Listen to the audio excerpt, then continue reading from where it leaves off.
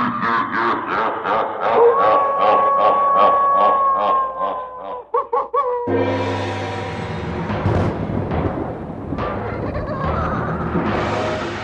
world gone insane. An upside-down civilization cannot be real.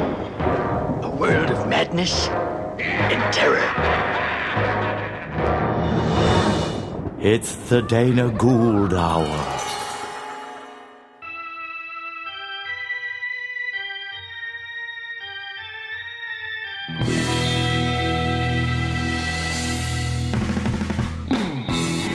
Trick or treat, and welcome to the second annual Halloween episode of the Dana Gould Hour. It's a great show.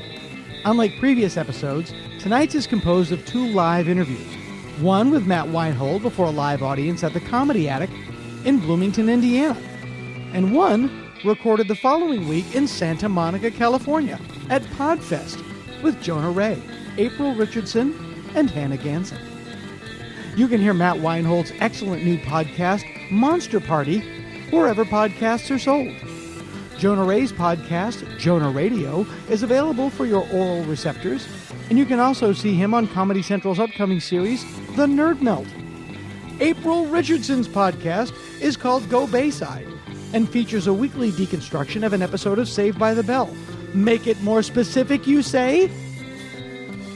You can also see her manning the round table, which is vastly preferable to rounding the man table on Chelsea Lately. And lastly, but not leastly, Hannah Gansen, whose album Al the Bum is available for download on iTunes and other fine stores. You can also follow her on the Twitter at Hannah Gansen, HANNAHGANSEN. And me, you ask? I will be at one of my favorite clubs, the Laughing Skull, in Atlanta, Georgia, November 7th through the 10th. For tickets, check out the live appearances page at danagould.com. If you're not in Atlanta on November 7th, you can still see me on Showtime on your television, where my new special, I Know It's Wrong, will be debuting that very night. November 7th on Showtime. Stay tuned here at danagould.com for more info on the download and later, the CD and DVD release.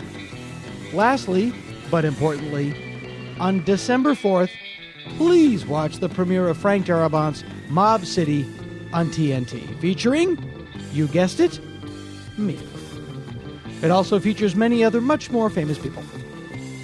So, November 7th through 10th in Atlanta, November 7th on Showtime, and December 4th on TNT. But in the meantime, as of this recording, it's still October.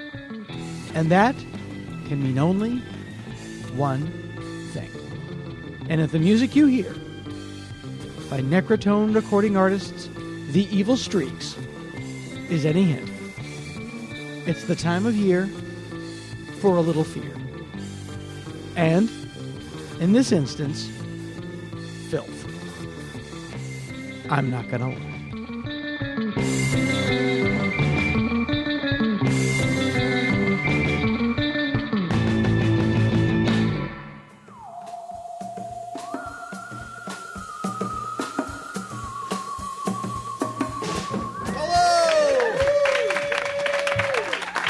Thank you very much. Welcome to the very first live recording of the Dana Gould Hour. With me at the microphone is my very close friend and frequent collaborator, Matthew Weinhold. This is the sound of my voice. My podcast, for no good reason, is incredibly work-intensive. But on the other hand, I make no money from it. Win-win. It's a win-win. Yeah. It's a win-win for the demon that is me with spare time, and nobody wants that because I can only beat off so much. That's not true. Well, before I had a podcast, my penis looked like the handlebar grip of a child's bike. So you tell me. You tell me.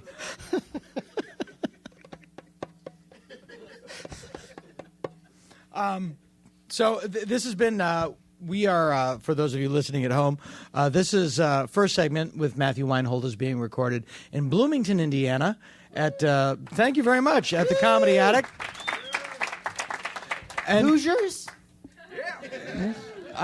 it's a very fascinating week because it's two things that are going on. It's Freshman Parents Weekend. Do tell. It's Freshman Parents Week, and you can see it's really wonderful. It's really sweet. All the freshman kids are walking around with their parents, and the parents are all in Indiana University shirts. Everyone is. Everyone. And they're all like, "Oh my God, honey, that's where the library is. That's wonderful. And this is where you and your study chums have pizza. Isn't that fantastic? Now, sweetheart, you must tell your mother and I before we leave which one of these boys is trying to fuck you! You just point him out! She is my baby. I don't care if you have sex, but it means that I'm getting older and I don't want to die. Your daddy doesn't want to die. Your daddy doesn't want to die." And it's also fun to see young couples that are in college, because I just look at them all and I go, doomed, doomed, doomed, doomed. I know you in 10 years. I know you in 10 years. This is the thinnest you'll ever be. It is wonderful because you don't realize that you are getting older. Your body gets older, but you don't get older. Yours is still the same person. And but I walk around here and I see all these kids. I feel like a mummy. It is funny. I was hiking near my house and I had my dog. And these two very beautiful young women, probably in their 20, 21 years old children, are walking up the hiking trail, and they look, and they don't. What I realize is that I'm invisible. I'm just the blur on the other end of the leash. They don't even see me. Yeah, you're like a kindly old tree. Yeah, I am. I should be dispensing apples. Why don't you kids have an apple? You don't want to go to this part of the forest. Now, Matt, where did you go to college? See, I went to the University of Massachusetts, which is a big college town, not unlike Bloomington. That's in Amherst, Massachusetts. Where did you go to school? Well, I don't want to brag, but I got an AA at City College of San Francisco in film production. Oh, okay. Yeah. So that means you took film classes and became an alcoholic, but then decided to deal with it. I learned how to make films with certain techniques that are completely unusable now. Yes. Yeah. But you grew up in the city of San Francisco, and then you went to the college in the city of San Francisco. I did, yes. So you never had that college town experience. No, I didn't. Yeah, I once went to a dance, and it was almost like They Live. It was like everybody turned and looked at me and went, "Why are you here? Why aren't you Asian?" I get that in my house a lot. Yeah, I've been having flashbacks of Amherst, Massachusetts this week. It's like, oh, yes, white people with dreadlocks. I almost forgot. At dinner, right? Yeah, nose rings. Right. Yeah. You get the one couple, they both have nose rings and the weird hank of hair. How long have you two been each other? Yeah. Doomed! Yeah. Doomed! You are Brendel couple. And today's the first day of fall. You don't have to tell me. Well, I know you and your solstice mania. Yeah, hey, come on, I'm a Wiccan. I know these things.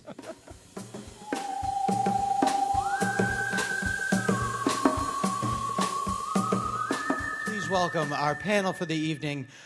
First, a very dear fellow, a wonderful friend, a simpatico. He has his own podcast, if you can believe it,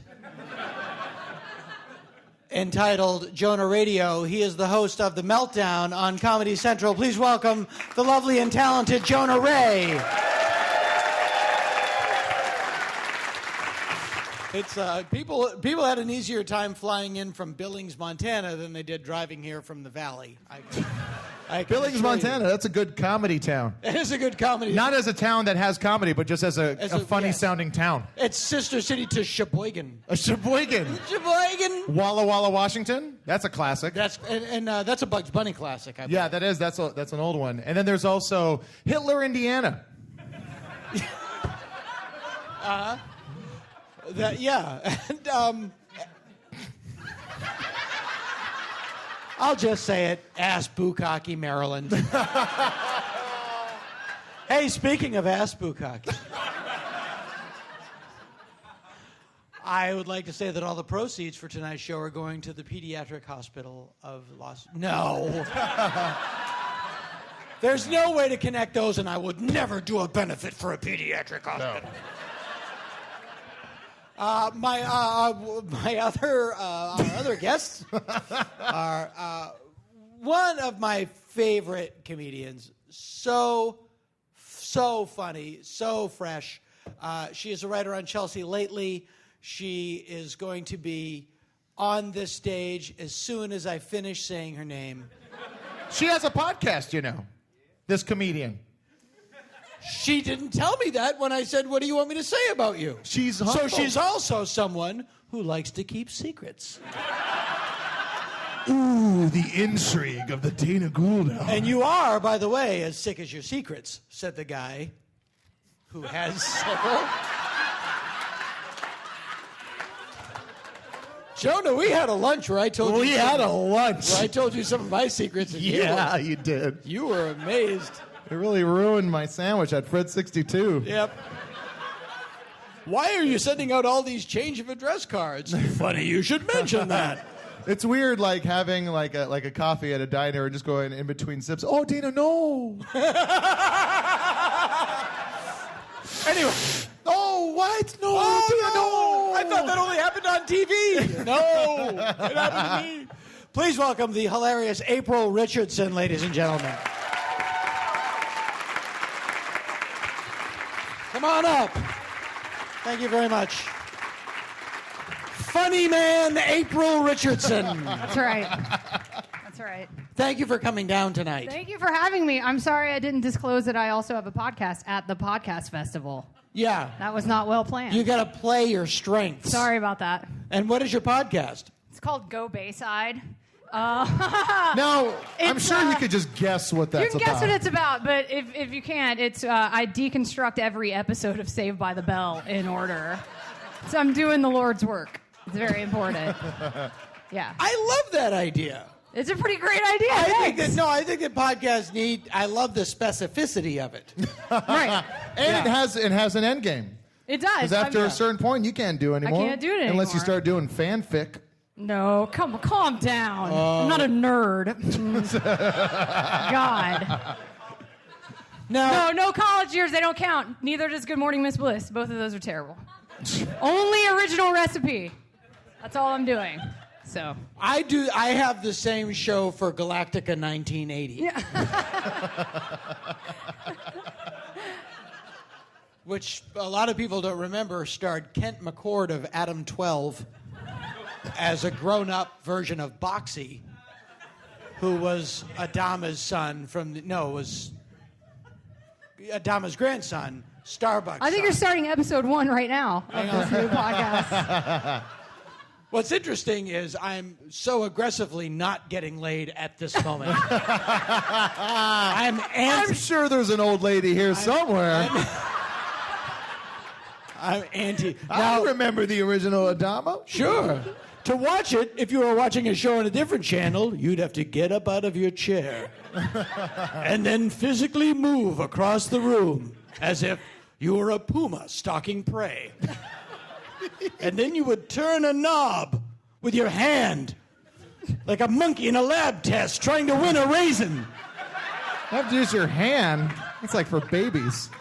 The world I'm describing existed. Yeah, right, Grandpa. Yeah. Not my world, not my America. Not Jonah Ray's America, land of convenience and buttons. That's the future to you. Convenience and buttons. Convenience and buttons. Which buttons are arguably being the phased least out by convenient. now? My new, I don't want to get into this, but I have a new home. Casa Isolato.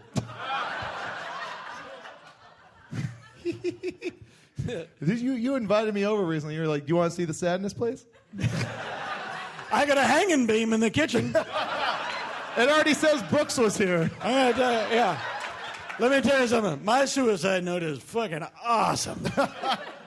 There's a sonnet in the middle of it, and you would think I couldn't rhyme shit-crusted anal beads, and I did. Why did I say that?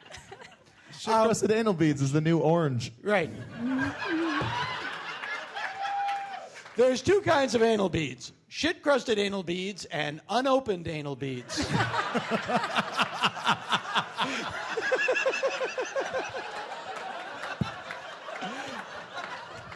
But only in this country could we have them. They say we don't make anything anymore. Somebody in this country shot up out of a dead sleep and just thought, I wish there was a necklace so big it felt great being yanked out of my asshole. Or maybe he was just having a hard time starting the lawnmower. My wife's pearl necklace ain't cutting it anymore. I don't know. Maybe I'm getting old and loose. Loose. Well, they're loose. Where we've taken the show already speaks poorly of everyone. You haven't even introduced all of the guests, and we've gone into Sorry. great detail about anal Let's beads. introduce our final guest. If she is in the room, and if she's not, I'm going to invite her to just walk up on the room. Is she here? Oh, thank you. Please welcome another one of my... I had a very short list of people that I wanted on the show. Hilarious, very funny, very talented comedian, songstress, professional hockey player. Please welcome Hannah Gansen, ladies and gentlemen. Awesome.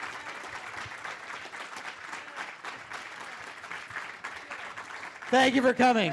I'll tell you what you missed. Anal beads. All right, you're caught up. Yeah, I'm all caught up. Has anyone ever bought them and not said, they're not for me? Or, Has anyone ever bought them? Yeah. I Yeah, it's haven't. always just ended up at the apartment I was living in. Where does this one come from? Is it yours? No, it was here before.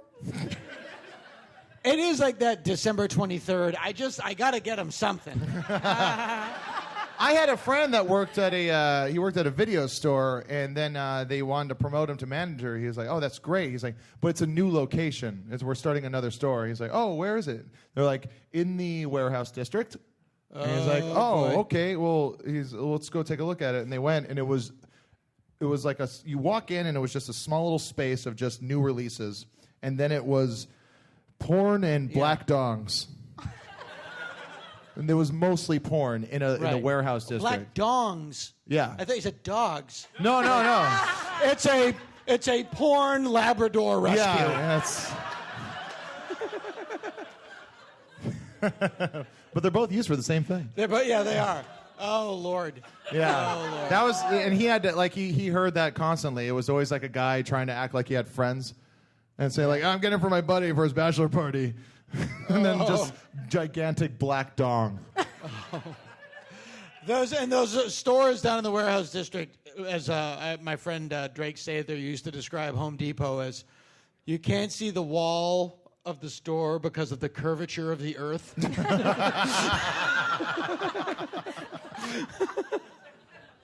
Well, it's funny that you mention that because What's the curvature of black the earth? dongs? yeah. Yeah. Black dongs and porn wear home. You know, I don't think of it as a warehouse. I think of it as a wear home.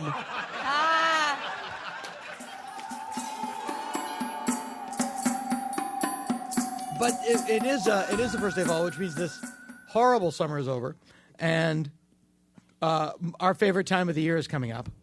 I say us like we're an old gay couple. Almost, though. Our really? favorite Aren't we? time of the year. Yeah, we are like an old gay couple. We're always together and we don't fuck. Not that you know of. I thought that was a ghost. That's not ectoplasm, that's rectoplasm. Raped by a ghost. There's your show from the producers of Touched by an Angel. Raped by a ghost. And you'd have a ghost baby named Casper, because that's what he was, a dead child. By the way, the mascot for Boo Berry cereal is a dead guy in a hat that loved berries. I find that more frightening than Frankenstein, actually. Exactly. Yeah. That was just like late in 3-day weekend, late on a Friday. I don't know. It's a ghost that likes berries. Can I go home? Told my kid I'd take him to see Chicken Run. I got to get the hell out of here. My kid's got a thing. It's a dead guy in a hat. He likes berries. Just a bowl of sugar. Get off my dick, will ya? I love lazy advertising slogans. My favorite. Soup is good food. It's like, I don't know, soup is good food. Look, man, my wife's having surgery today. I can't be here. Soup is good food, okay? Will you just please let me just go? This is meat. All right, we're going with that, right? That's it? This is me. Now, what is Halloween like here in beautiful Bloomington, Indiana? It looks like it's pretty wholesome and wonderful. So you can. Wow, this town carries a dark secret. Are you here for the festival? You've offended Landru. You didn't. That's not where you were going on that? Well, of course, I'm always headed towards a Star Trek reference. Festival. I actually won a costume contest dressed as a Gorn that I made. I made a Gorn mask out of paper mache, and George Takei was one of the judges. Okay. And I got to go backstage with my Gorn costume, and he went, "That's very good." Now, how old were you at this point? 27. Okay.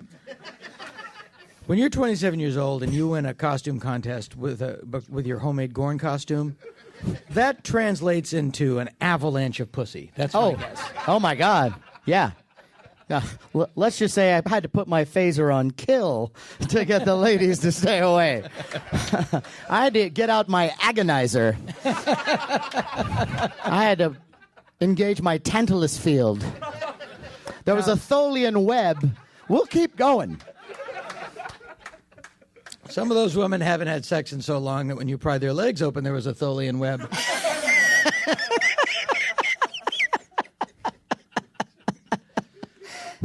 Like opening an old book. Yeah. It was like Those little silver fish go scattering.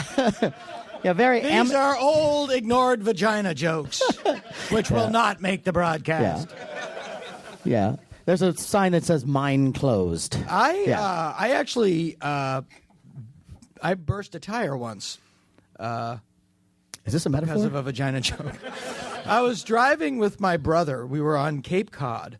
And I was driving with my brother. And on Cape Cod, a lot of the roads don't have sidewalks. It just kind of goes off.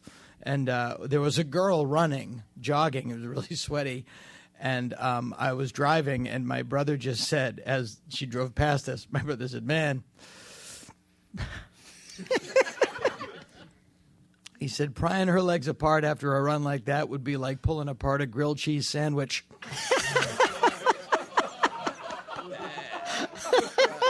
Only he didn't say legs, and I laughed. I laughed so hard. We literally went off the road and hit a tree stump and exploded the tire and dented the rim, and it was a lot of money. Why did you have to tell that story? Now I want a grilled cheese sandwich.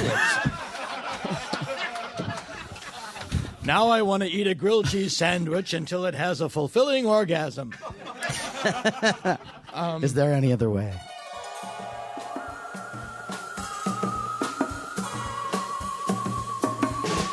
Jonah, you're a Halloween dude. I'm a Halloween dude. You like mustard? Boo, bros. That's Should I take that off my Match.com profile? I'm a Halloween dude. I'm scared of ghosts. Yeah. I'm afraid of girls. I'm afraid of intimacy.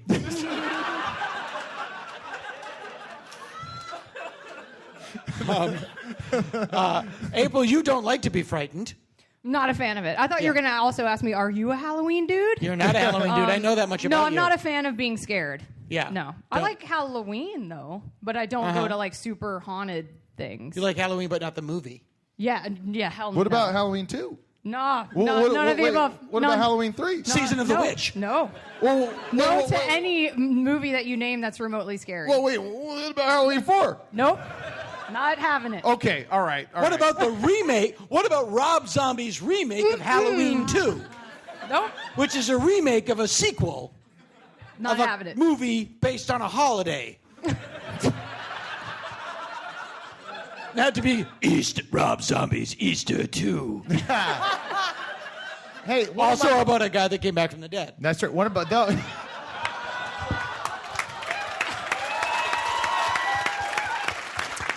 You know, it was supposed to take Jesus 1 hour to take the cross to Golgotha, but he's a carpenter, so he showed up late and took all fucking day. Hannah? Yeah. Are you into the... Halloween? Are you a nerd? What are your... I love being scared. I like feeling something. So, it's good. That's why I'm a big fan of turbulence on trains, too. or planes. Yeah. Turbulence on trains. Like, wow, she's really taking this into meta territory. Trains have nothing but turbulence. Yeah. Well, not the ones in bridal dresses. Yeah! How about that? Come on. Wedding humor. Come on. Because girls just want to get married. It's true. Guys, take We a want to break. be scared on Halloween and get married, too. We can do it all, ladies. Let's carve a pumpkin and register at Target. Here we go with that women's lip shit. Yep. Well, I've often felt that getting a Halloween pumpkin is a lot like picking your spouse. You search and you search and you search for the perfect one, then get it home and begin to gut and mutilate it into what you really want it to be. Was that part of your vows? Is that why maybe it went? You are like a pumpkin. I always thought that's how Manson picked the people in the family to do the killing, just to slowly like, who here is really good at jack-o'-lanterns? How fast can you shake my hand? But this is why I wanted to bring this up. So my friend sent me this link to a book by an author named Christy Sims, and the book is called This Is True. What, that a woman wrote a book? I couldn't print up something. No, and highlight it I'm not if it were making this fake. up. You can't print lies. You can't print. You cannot. That's true. You cannot. Here's the book. Ravished. Ravished by the Triceratops. Oh. That Triceratops can, like, bang 3 ladies. Exactly. Dinosaur Beast Erotica, Kindle edition. Description. This is a tale of monster sex. They're just giving it away right up front. Right. The story was written to unlock your darkest fantasies and innermost desires. It is not for the faint of heart, and then an odd selling point, and is not your mother's erotica. Well, it depends on how old your mother is. Yeah. I mean, dinosaurs, she's that's into like the oldest porn there is. She's into amoeba erotica. Lord knows people can't wait to diddle themselves to what mom rubbed one off to. Yeah. Whatever my parents like, just give me a bag of that. After sex with a dinosaur, you're really Saurus.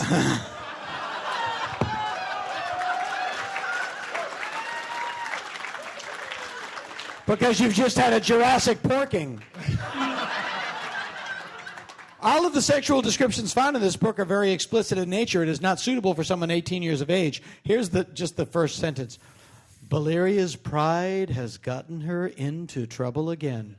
Oh, fuck. Before she can complete her rights of womanhood and take her place in the tribe, she must provide a kill for her tribe.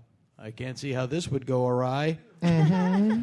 This woman has also written the books Taken at the Dinosaur Museum. Is that just like the movie Taken, but at a dinosaur museum? Yes. I have a certain set of skills and knowledge about dinosaurs. Yes. Liam Neeson.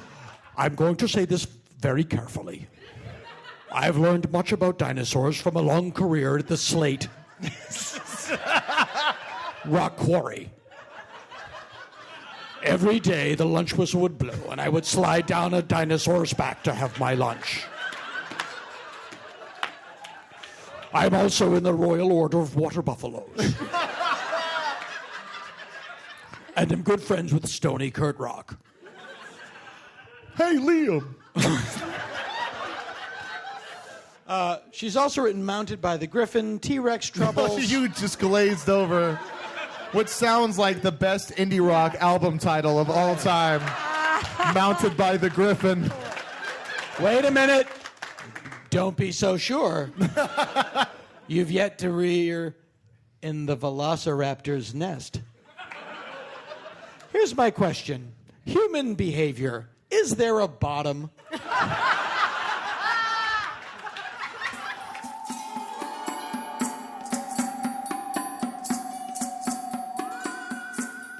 In Los Angeles, Halloween is a massive thing. Like, it's already started in Los Angeles. Oh, yeah. It's like every empty storefront becomes a spirit Halloween store. Yes. They're like 7-Elevens now. They're every corner is a costume store, and they have all sorts of haunted corn mazes and I don't know why I just love this shit so much. Me too. What is it like here? I would think the Heartland here it would be like that, but maybe slightly more wholesome.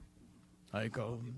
What's the zombie walk? A bunch of people in the community dress up like zombies and walk down Kirkwood. Okay. See, in a haunted corn maze, you go through a cornfield at night, and a formerly homeless man in a wolfman mask jumps out from the dark and shakes a can of pennies at you. Terrifying. And that's it's sort of like the opening of Thriller. But here's the problem with zombies, and I know this is sacrilege. Here we go. And I know people that I'm very close with a lot of people on The Walking Dead. I have a hard time, though, when you're in a situation that can be resolved like this. Here they come. Let's stroll out of here. If they get any closer, we're going to have to break into a light jog. Right. But isn't that the whole thing about The Walking Dead? Really, the best way to get away from The Walking Dead is just simply walk a little faster. That's right. Yeah. Until they finally make, like, the skipping dead or the frolicking dead. Yeah. How about walking at a reasonable pace dead? Yeah. The gamboling dead. Sauntering. The sauntering dead. They're all smoking and they have cocktails. How'd you all get in my room?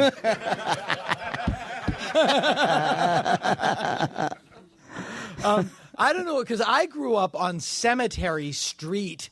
My home address as a child was 9 Cemetery Street, and it was a little street that ended at the town cemetery. And this is absolutely true, by the way. At the end of the street lived my friend Rusty Putnam. His name was Russell Irving Putnam, and his initials were R.I.P., and he lived right across the street from the cemetery. But for us, Halloween was great because we had it really was like the Charlie Brown Halloween. It really was like the Peanuts. It looked just like that. In fact, when I watch that special, I get a brutal blow of sadness, a Proustian memory. It's like tasting your childhood and knowing it's gone. Am I overthinking this? Wow, Anybody at all that's very agree powerful. with me? It's a very powerful statement. Anybody? No one agrees with me? Should I go fuck myself now? Do you ever feel that way? It's just like so evocative. And it's like, oh, and it's gone. But then you have kids and you get to relive it. But if you take trick-or-treating as a sarcastic parody of capitalism. Gotcha. And Linus's rejection of it in lieu of his obsession with the Great Pumpkin, a rare and hard-to-believe religious faith, then It's the Great Pumpkin really is a childhood allegory of the 9/11 attacks. It's clear. I mean, obviously. And my favorite, way ahead of its time. My favorite part of it is that, one, all of the adults in the neighborhood got together at some point and said, let's just give this one kid rocks. Which is just psychologically brutal. But on the other hand, Linus's parents went to bed without checking to make sure he was in bed. He was asleep in a pumpkin patch. His young lesbian sister had to get up in the middle of the night and bring his chattering body into the house. The whole point of the Peanuts was it was the world of children from a children's perspective, so you never saw the adults. And when you did, you only saw them from the waist down, and they talked in that whoop, whoop, whoop, because that's all kids hear 9 times out of 10. But they were present in the lives of the children. There's no reason Linus should have been asleep in a field at night. But maybe that really was the point, though. Maybe they talked that way as a way of saying, no, these parents are completely divorced. Or it could be, why is that such a terrible thing, that parents get divorced, Matt? Oh, See, maybe it's they talked like this, blah, blah, blah, because it was the children of a bunch of people that had horrible strokes. And they just couldn't do any parenting at all. And that's why the kids were always together. But we need to find food.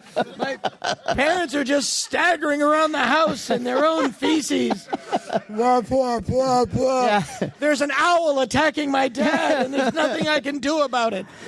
They're slowly drowning in their walk-in tubs.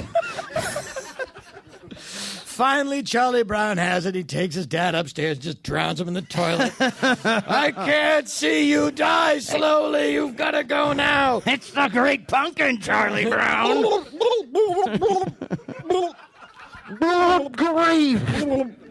And then finally...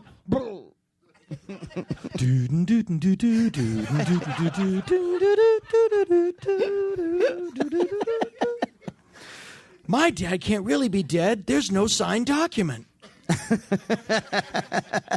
Oh, he's dead, son. Would you please get in the back of the squad car?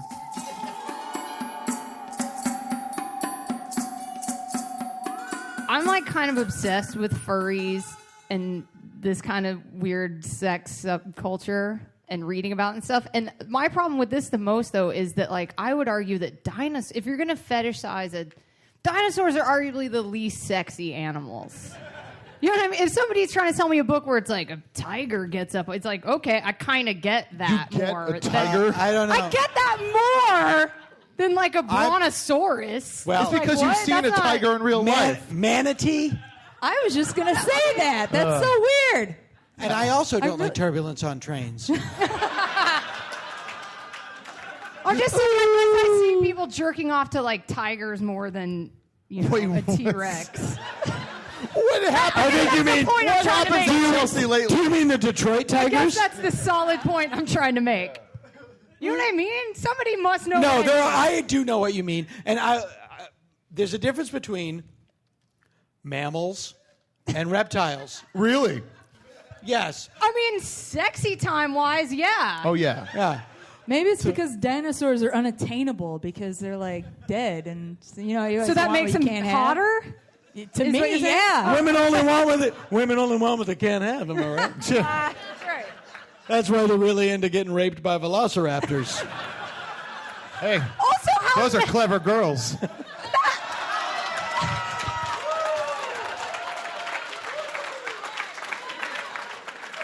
I didn't get that. It's from the movie. Oh, yeah, clever girl. Oh, sorry. Instead of making a joke, I just referenced something people might know. No, that was great. Now I get it. Hang on a minute. Shh, shh, shh, shh. You'll edit that one in later. That was great. Awesome job. I'll go. Excellent job. Thank you.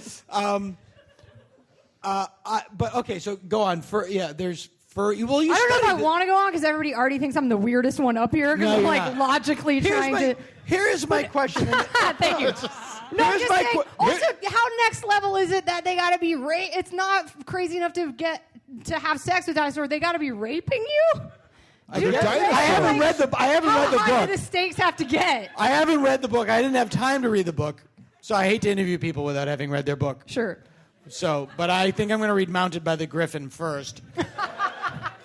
Are they in order? Is it a linear plot through all of Here's them? a Mounted by Griffin. It's about a woman that met Griffin down at a party. I told him I liked him in an American Werewolf in London, and the next thing I knew...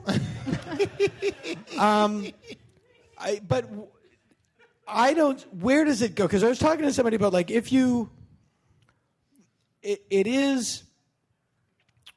with the internet now, you can start off with topless chicks, topless redheads, whatever your fetish is. Sure. And with a series of clicks, before you know it, you're just in a land of horror. Totally. Yeah. Yeah, it goes it goes way beyond, and I'm filthy. I'm despicable. Yeah. Yeah. No. But it's even me like, we're not, this isn't sex, this is just a physical endurance test. This is basic. I did a show called Porn Stars and Pundits. And it was people talking about the news with a porn star. And I was on, because my name is Dana, I was on with a woman named Dana DeArmond. And who you might not know is a porn actress. Ah, yes. I remember when she worked at a coffee shop. Seems we've had more than one revealing lunch at Fred's 62, Joe. Long story short, I will openly admit I was unfamiliar with her professional work. So I checked her out.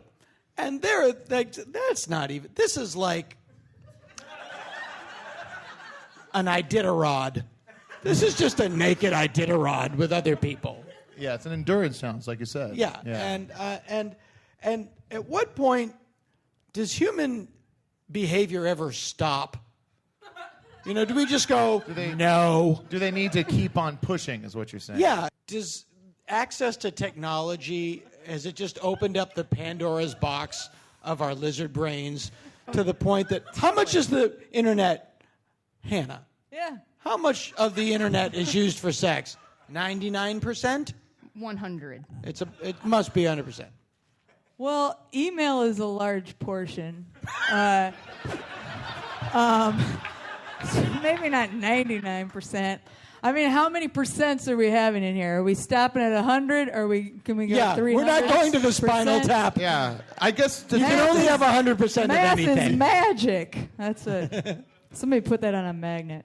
Math is magic. It's a real weird thing. I remember when someone told me that I'm going to send you a video and you're going to see a guy getting fucked to death by a horse. It's horrifying. Yeah.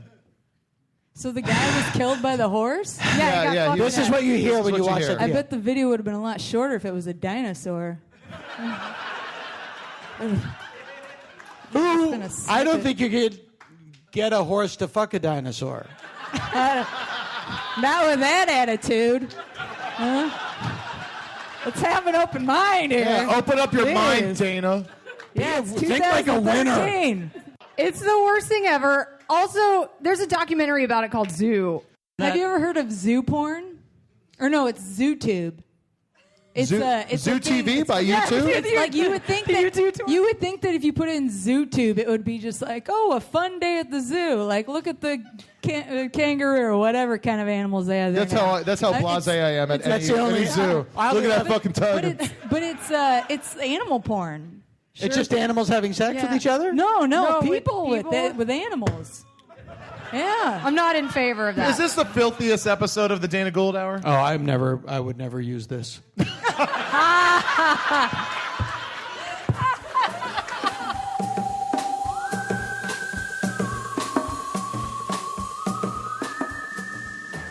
Welcome to Political Talk with two guys from Boston. A working man's look at the socio-political issues of our day. And now, Political Talk with two guys from Boston. Welcome to Political Talk with two guys from Boston. I'm Johnny Connon. Robbie Sullivan here. How the fuck are you? Yeah, we're from Bevel Aqua, air conditioning and heating. We're cool if you're cool. Bevel Aqua. Hey, you got lights in your house? You got lights? Of course you do. We had to get lights in our house. We fried the whole... some fucking asshole hit a fucking tree, blew the... What is the fucking garbage can that hangs off the light pole? Yeah. That thing? He was half a retard. He was... Half of him was retarded. The other half was mental. So the thing goes down. And the thing goes down, and I walk out there. Yeah. And there's a DWP truck. Yeah. And I walk out, and I'm standing right over the power... Yeah. The down line. Yeah. And I say to the guy, he's in the truck. I go, am I in danger being out here? Right. And he goes, you'll notice I'm in the truck. Yeah. So I shit a brick and I went back in the house. So we had to get a new lighting rig, the whole house. And now you can't just turn your light on. What do you got to do? It all goes off an iPad. Or your phone. That's fucking weird. You can turn your lights on with your phone. I don't fucking want to. Nah, Can I get a switch on the goddamn wall? Yeah. They don't have. That's like a specialty item. Yeah. Imagine saying to your mother, Mom, turn this off with my phone. Yeah. She fucking run out of the house screaming with her hair on fire. She thinks you're she thinks I'm a wizard. Oh, my God, yeah. You are, in a way, when you're doing that. Yeah. Your lights work through your phone. Your cameras, now your phone. Your alarm system works off the phone. Yeah. If somebody takes if I get pushed into a swimming pool, I get pissed off. If I've got my phone with me, my life is over. I know. I've seen you. You start to panic immediately. Yeah. Well, I can't swim, which is another reason I'm not too Oh, that's part of it. Yeah, for sure. hip to being pushed in the pool. But at a certain point, technology... It's just like a ball of fish hooks in my asshole. Oh, yeah. Put a fucking light on the wall and leave me the fuck alone. I put all my shit in a box and I lock it and just back away. Yeah. It's the simple pleasures in life are the best ones. Live simply so that something else can happen. I forget. You know what makes me happy? Sitting down in the morning with a cup of coffee and a ballpoint pen, opening up the comics page of the newspaper, drawing a cock on Marmaduke, and going to work. Like everybody else. Then I cut it out, put it in a shoebox, and then one day when I'm dead, they're going to go, what's in this box? 4,000 cartoons of Marmaduke with a dong on it. And I can imagine somebody going, Jesus, he was talented. He was a mysterious man. Yeah, I didn't know he was an artist. My brother's got the Patriots logo, the Red Sox logo, and the Bruins logo tattooed on his arms. Because his fear is one day he's going to be found dead. And the people who find him won't know who his favorite teams were. Yeah. Imagine getting buried in a fucking Yankee cemetery. Fuck that shit. By the way, can we quit getting buried? What the fuck? I don't know. What is the belief that we've got to just put me in a box and put me in the ground? What are you saving me for? I'd say everyone on the right wants to be a fucking dish of ashes and everybody over here wants a plot. It's just like that. It's like half and half. It's like tradition. It's like why you eat what you eat and why you don't. See, look at all them fucking people. Total plot motherfuckers, right? And I can see all these people with their own little ashtray. Fuck them too. I'm just saying at a certain point there's going to be more space taken up by dead people than live people. Maybe we could bury everyone with a Prius battery. Because they don't know what to do with them. Don't they... What do you mean? What if every casket... Danny, this could fucking make us some money. What if every casket... Or Johnny. Yeah. But you had a little light in there for your departed. and it ran on the end of the power from the Prius battery, so you could like Catholic justify it. And then fucking everybody gets buried with one, and now fucking 2 problems solved. Okay. Grandma and the fucking Prius. Or Yeah? a baby monitor video camera Oh, I like in that the casket. better. Yeah, that's fucking fun. So you can enjoy the innate putrescence of the human body's decaying cycle. What? Well, you know, when you get buried, This is not what you said. when you get buried, they put makeup on you. Not fucking me. I know. I just joined this half of the fucking people. Put me in an ashtray and fuck the rouge of these motherfuckers. People don't understand. Yeah, no, I'm not fucking doing that. Where we're from, that instantly makes you queer. Yeah. You're already half a queer if you fucking ever put on anything, like jewelry by mistake. It's true. Some people can't get it out. They put it in, they're like, fuck, what did I do? Remember in Boston, when we were like in 7th grade, collars were up, coaches' shoes. Yeah. And all of a sudden, these earrings start showing up on tough guys. My But father. we knew what the fuck that was. My father threw my brother out of the house because he had an ear cuff. Good for your father. Yeah. What? All right. This has been bothering me. Yeah. So I'm just going to say it one time. Say it. This is why we're here. I understand that Gene Simmons is a fire demon. And that Paul Stanley is the immortal lover. And that Ace Frehley is the star child. What the fuck was Peter Criss on when he thought, and I will be a kitty cat? Women will throw tins of sardines and small containers of cream on stage. And when I have eaten the sardines, I will toy with the tin.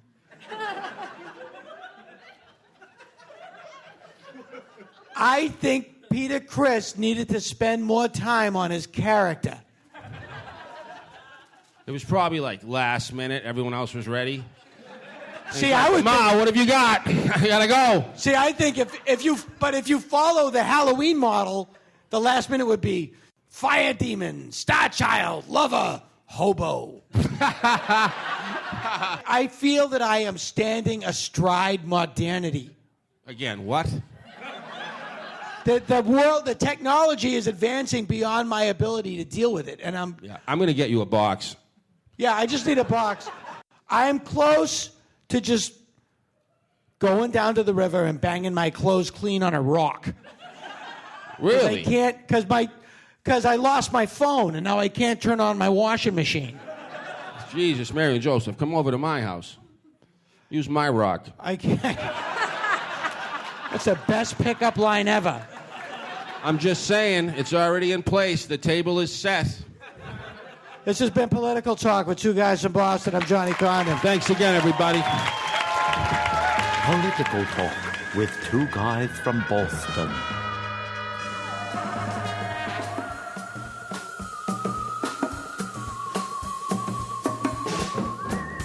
I always remember a Charlie Brown comic story where he loved baseball so much that he developed a scar that made his head look like a baseball. And so he had to walk around with a sack over his head, and then for the next 19 strips he was called Mr. Sack, and everyone went to him for advice, and then everyone liked him. What the fuck is wrong with Charles Schultz? Yeah. Plus, he was taking the panels of Charlie Brown with the sack on his head and selling them in the Mason-Dixon as Lil Klansman. And it was sort of like Family Circus. Yeah, right. They're going to segregate our school, Daddy. It was a whole different strip, and they made a... Yeah. They are... by the way, not to brag, every town has its bragging rights. Aren't we very close to the headquarters of the Klan in the United States? Mm-hmm. Where's the sense of civic pride that I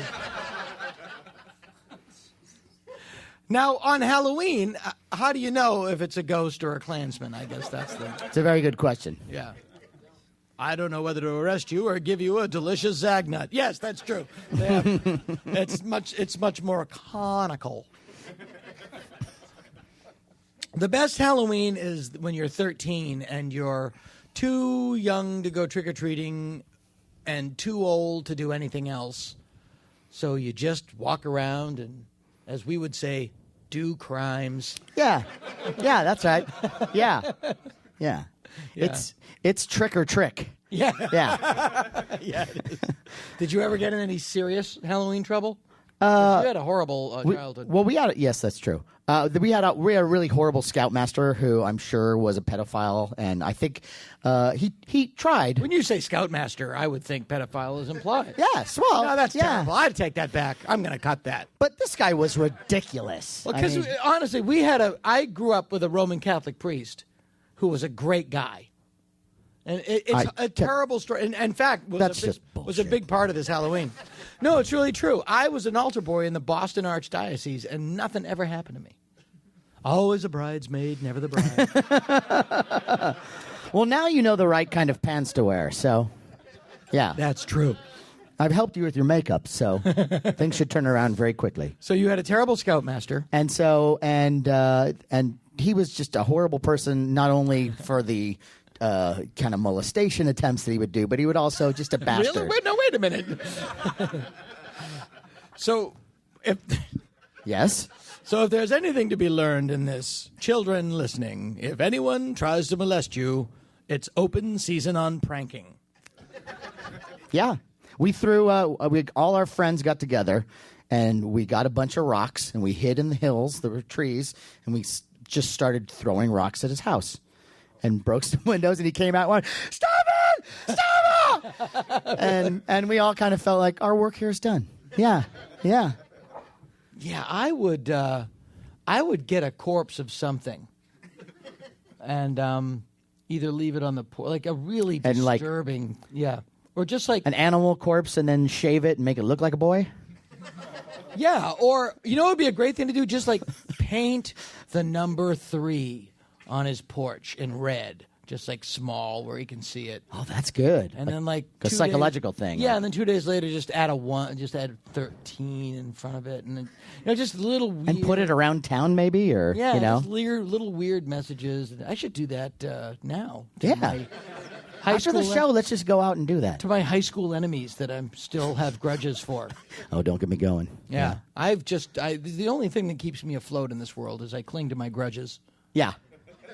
Oh yeah, well it's like me. Like I was beat up by jocks, and now I have a fantasy football team where they all die in a plane crash. We work through these things. You process them. Yeah, you find different ways of processing. My fantasy baseball team is in pretend court because of something they did to your fantasy football team's cheerleading squad. Well, they had it coming. They're fantasy.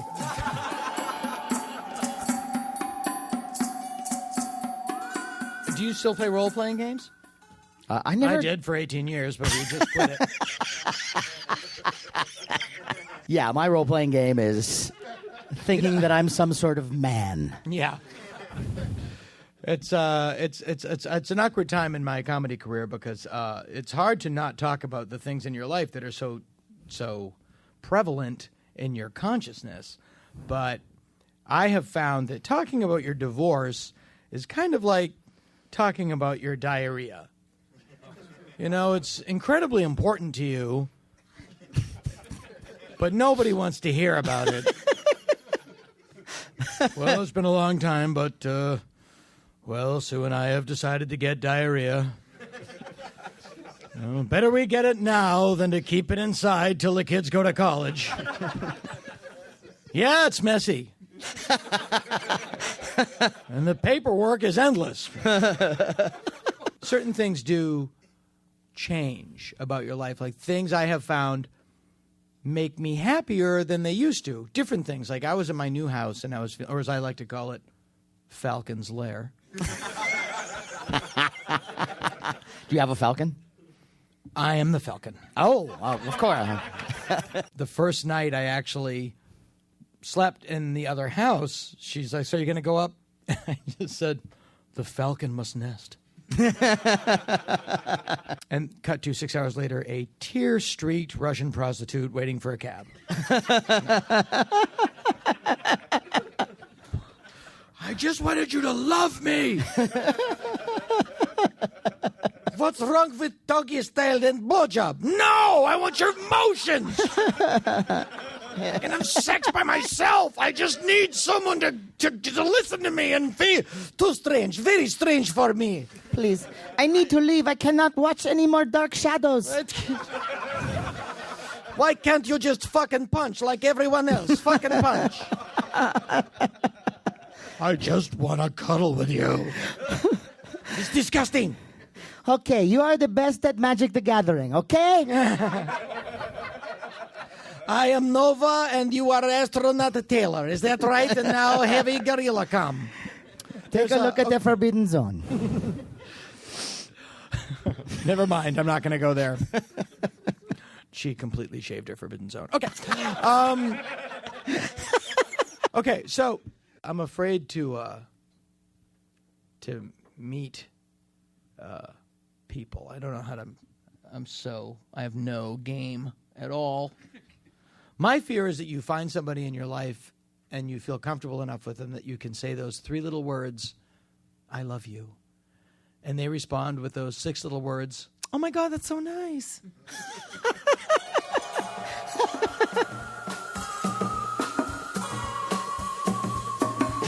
How tuned into the news do you get? Usually like 3 feet.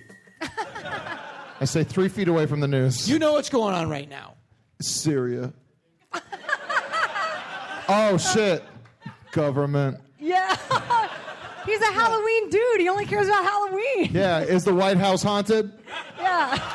If the White House was haunted, it would be great. Because the fact that the White House is not haunted proves that nothing has ever been haunted. Because when you think about the creepy shit that went down in that place, if that place, and it would be great if it was haunted because you could identify the ghost by the, you know the president's voice. I thought late at night. I thought the White House. Boo! I thought it was known to be haunted. I am a ghost. Boo! I am a scary ghost. I am looking for the ghost of Marilyn Monroe. Have you seen her? Boo! I want to join in with another president, but I don't trust my impressions. Oh, I think you could do a great boo.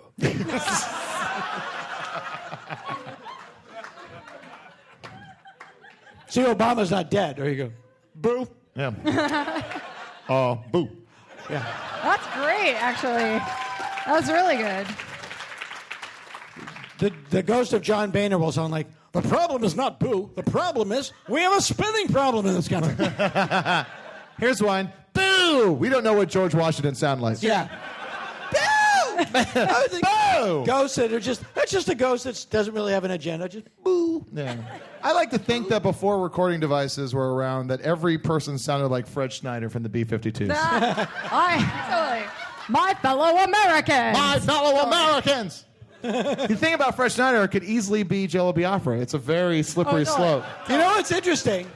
The Doors song sucks. That pretty much covers it. Thank you. I didn't know where I was going with that. It pretty much covers it. I had nothing planned when I started that. Sorry. No. The Doors song Riders on the Storm, for whatever reason, is written in such a way that it would be a great song for him to sing. Fred Schneider? There's a killer on the road. His brain is squirming like a toad. Hey, toad, get out of that road. Perfect, It would be actually. great. I would like it a lot better. It would be the ultimate Fred Schneider song. I would have listened to the Doors if Fred Schneider was the lead singer. Fred Schneider is alive. He should join the Doors. Of course he's alive. He could replace Ian Astbury in Doors of the 21st Century. Oh, whatever my they're God. called. Yeah. Wait. Sing some more Doors songs with Fred Schneider, I please. will. Seriously. What's another Doors song? Gonna break on through to the other side. Right. So good. Break, break, break, rock lobster. Totally. Let me tell you about Texas radio and the big beat. Comes comes out of the Virginia swamps, cool and slow with deadly precision and a backbeat narrow and hard to master. Come on, baby, light my fire. I think your fire's lit. You're fooling no one, Fred Schneider. Your fire is lit. You can't really top Riders on the Storm, though. Girl, you gotta love your man. It's so perfect. You've gotta take him by the hand. Take your man's hand now. Ow! Holy shit. You know, Jim Morrison really wanted to be a poet. He wanted to be called a poet, but mainstream poets would never accept him because every year he won the most blowjobs given to a poet award. He was a drunk with a notebook. I'll say this about the Doors. He was the best poet of anybody in 5th grade. Yeah. Exactly, yeah. Yeah. The Doors were, and I've said this before, the Doors are the Smash Mouth of their time. Shitty. First album's great. Last album's great. Yeah? Yeah. But how long are the albums? Yes. Some guy. Smash Mouth? I'm just as shocked as you. I might be on board. See, the Door. I would love every Doors song if they were 15 minutes shorter. Now, Hannah, you must have an appreciation for them being a keyboard player. No.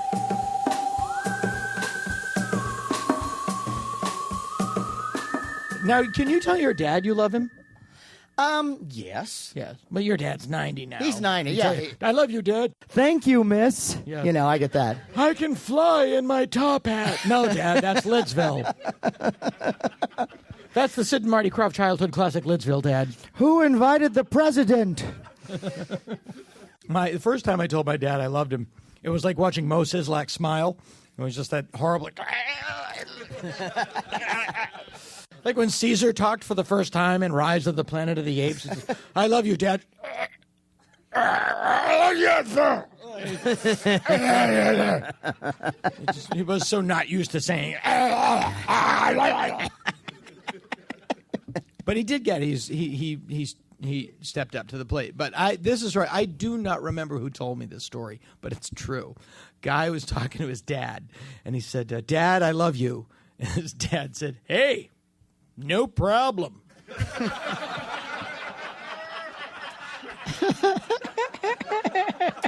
I know. That is just like... Oh, it was Mark David Chapman. That's who it was. Explains a lot. Explains a lot. My dad, I remember one time I came to him when I had a bunch of problems with religion, and I was all freaked out about the nature of the universe. Is there a hell, and is there a heaven? And if there is a hell, how could a just God visit something like that on his creations? And my dad just went, well, you don't want to be a downer. What? That's it? So I'm not only going to hell, but I'm also bumming everybody out. Okay, great. That's amazing that you had that conversation, and I am not lying when I say this. Here's the average conversation I have with my dad. Is there bread left? Ask your mother. It's about as deep as we get.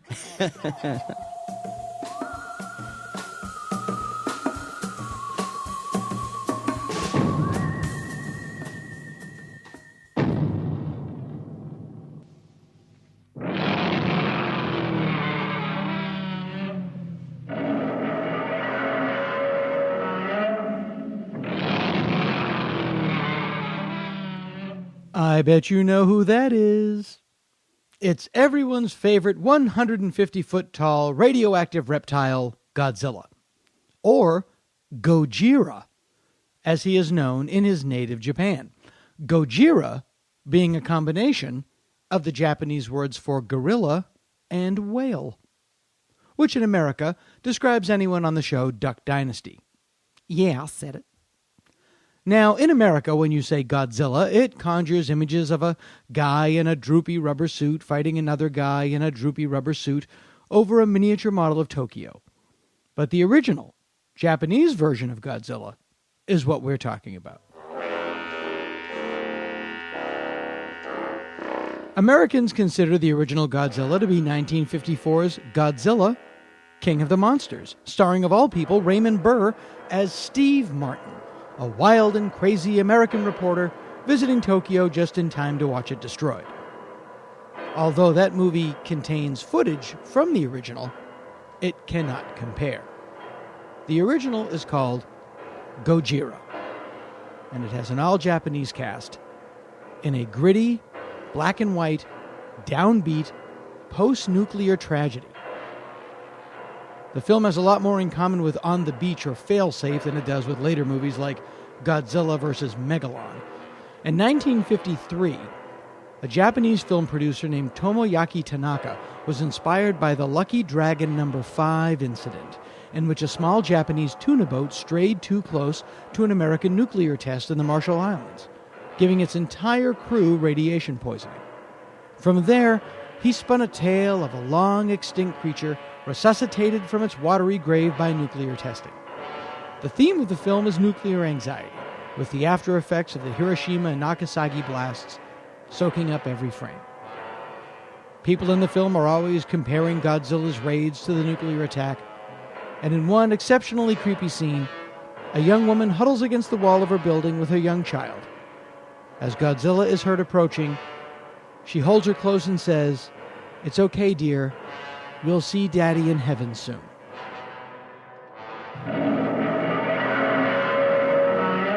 Godzilla went on to become, of course, not only a hit, but a Japanese cultural icon, right up there with Americans' Batman or Mickey Mouse. In sequel after sequel, Godzilla went from being a dark vision of a nuclear nightmare to something of a superhero himself. In 1971's Godzilla vs. the Smog Monster, he fought pollution. But his cultural influence is undeniable, especially in Japan. In 1996, Sony forked over a ton of dough to make the first American-made Godzilla movie, directed by the Independence Day team of Dean Devlin and Roland Emmerich. The film starred Matthew Broderick and was queued up to be the big blockbuster of that summer. That honor, of course, went to Saving Private Ryan. Not too surprisingly, the Sony remake of Godzilla was as bad as the original Gojira was great.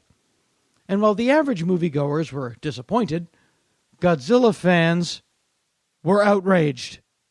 In the June 1998 issue of G-Fan, the official Godzilla fan magazine, editor and publisher J.D. Lees voiced fans' anger.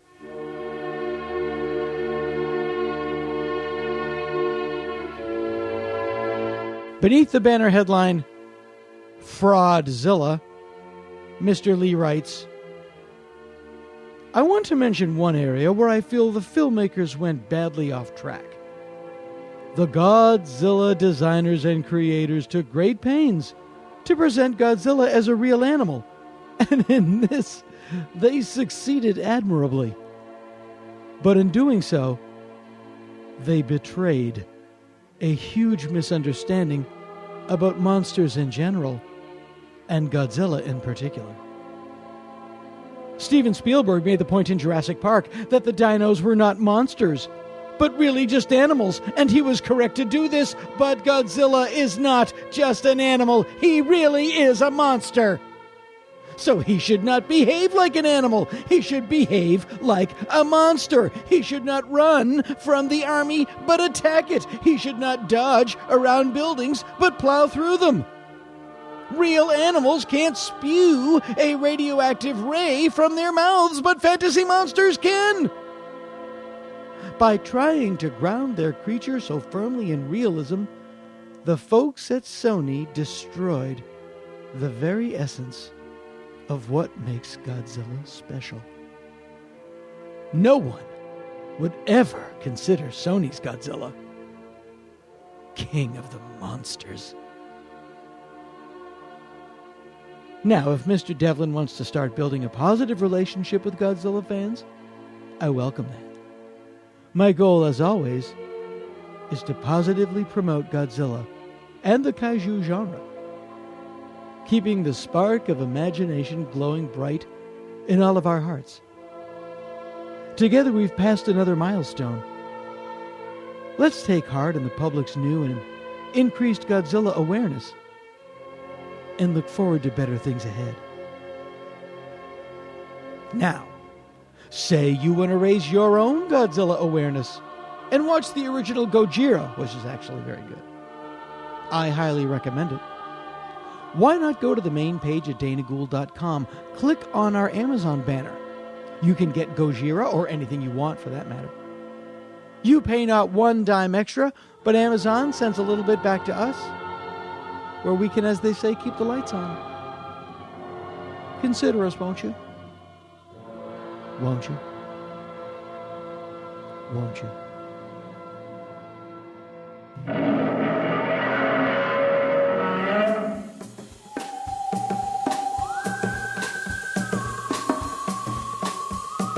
I'm beyond the point where I get mad at the news. You know, I know people that are just like obsessed with the news. They either watch Fox, they watch MSNBC. Most of our friends watch MSNBC. And they just, I can't believe what the Republicans did. This 45,000 tweets. Right. I saw a video. It looks like their tweets wouldn't make any sense if that's how they're tweeting. Oh, Dana's chip is tweeting They again. must be mad about the news again. The person that I am actually speaking of is a quarter of an inch tall. So he has like...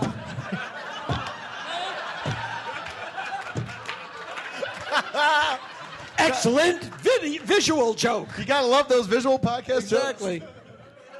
I'm also doing pick a card. jokes. He's right. It is a card. But see, here's my theory. Things aren't supposed to work out. Have you ever seen the video? There's a video. I saw a video on YouTube. When God opens and closes a door, he knocks down the house. Yeah. When God closes a door, he opens a window. Sounds like somebody's pooping.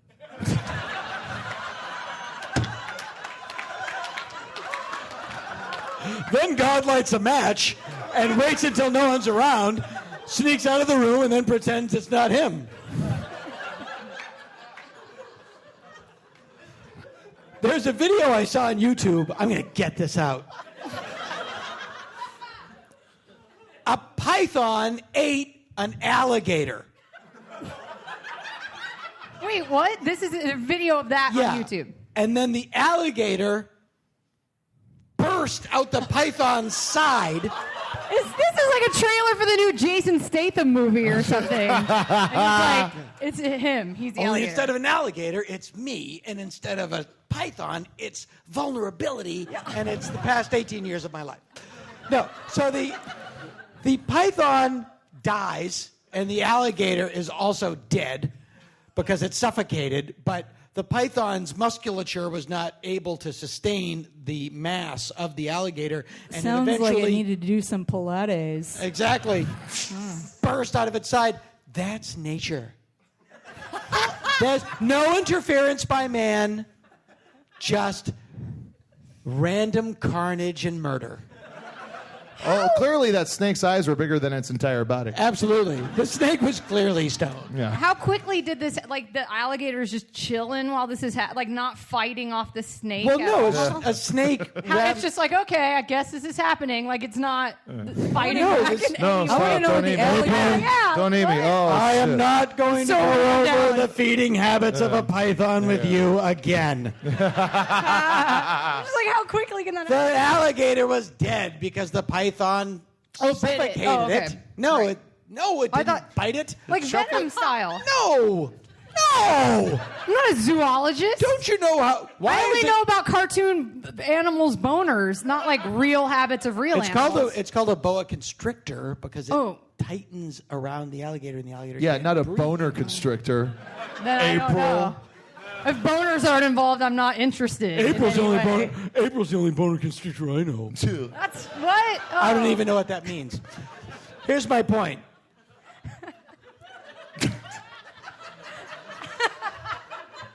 Alligator just doing what comes naturally. Boa constrictor doing what comes naturally. They both kill each other. And it's a complete waste. That's how the world works. I'm sorry. Unfettered by man, it's just an endless cycle of carnage and death. So wait, things aren't supposed to work out. So just relax. So we live in a world where cats kill rats, dogs kill cats, alligators burst out of the side of snakes that eat them. People feel bad because the dog's in the pound because it got caught killing a cat, so they adopt the dog. And on the way home with the dog, they get killed by a guy in a truck who ran a red light because he was texting his wife that he loved her. Nothing is supposed to work out well. Just chill out. Hey, Dana, so you're getting a divorce, right? Yes. Or as I call it, riding the lightning.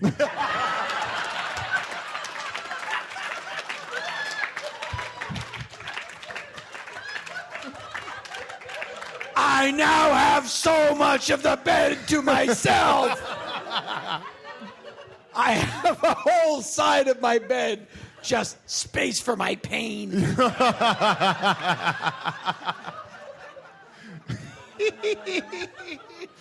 No, but it's just like shit. Every major fear I had in my life, I have lived through this year. Still here.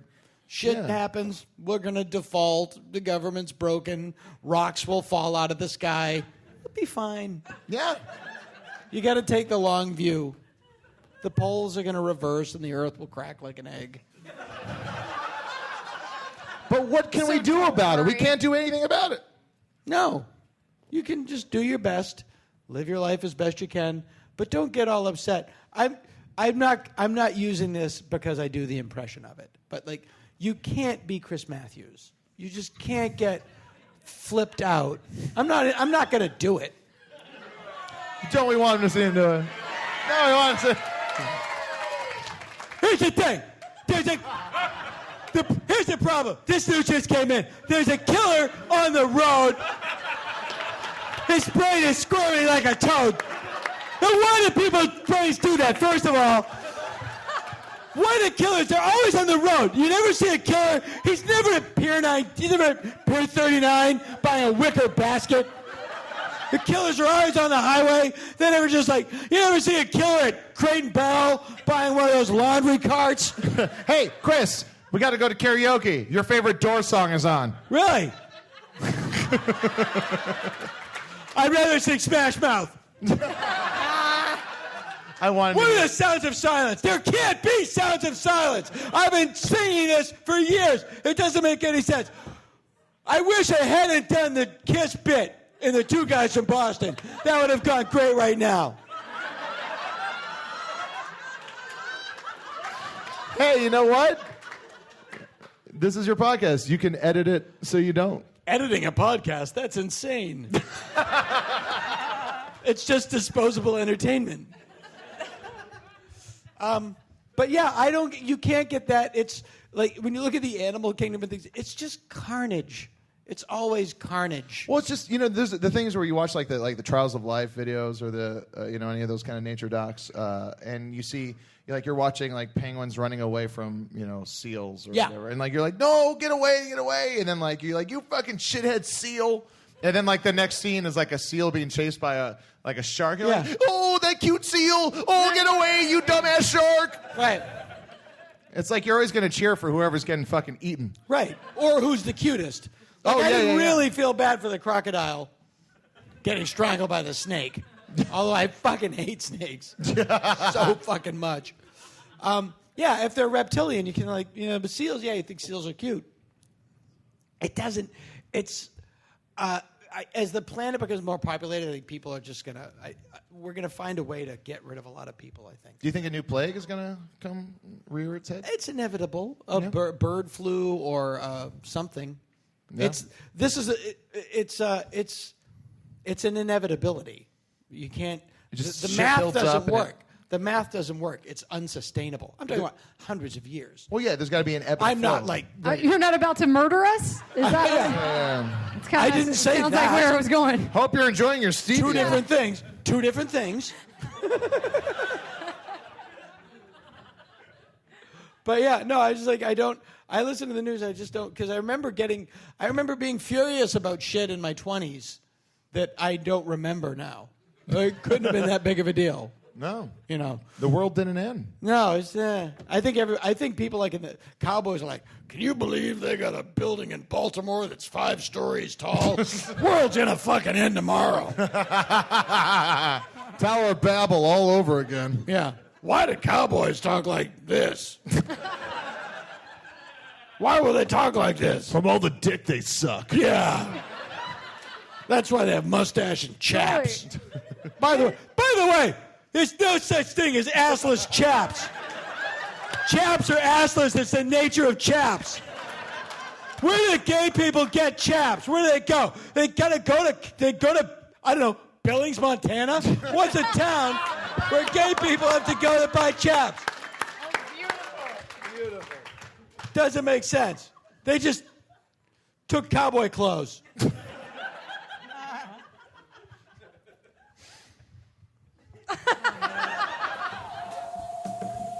I'm done.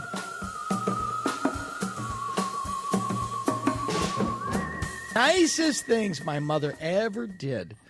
My childhood hero, psychologists. I'm beyond psychologists now. I'm into scientists. I don't go to a shrink now. I go to a research laboratory. To find Why out is why Dana I'm so, in a super collider? Why is... That's our new fucked upometer. We're measuring how fucked up he is. If he gets any more fucked up, he's going to create a black hole and the Earth will eat itself. A psychiatrist would have a field day with this. My childhood hero was the Wolfman. Me too. Yeah. How odd. A man who does things he can't control and then is overwhelmed with shame.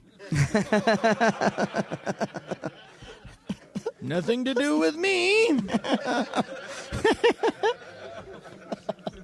And I really wanted a Wolfman mask to wear for Halloween, and they didn't have one in my hometown, so my mother bought one of those. You know the masks? They're sort of like the Guy Fawkes mask. It was just like a guy's face, kind of barely see-through, a little bit like opaque.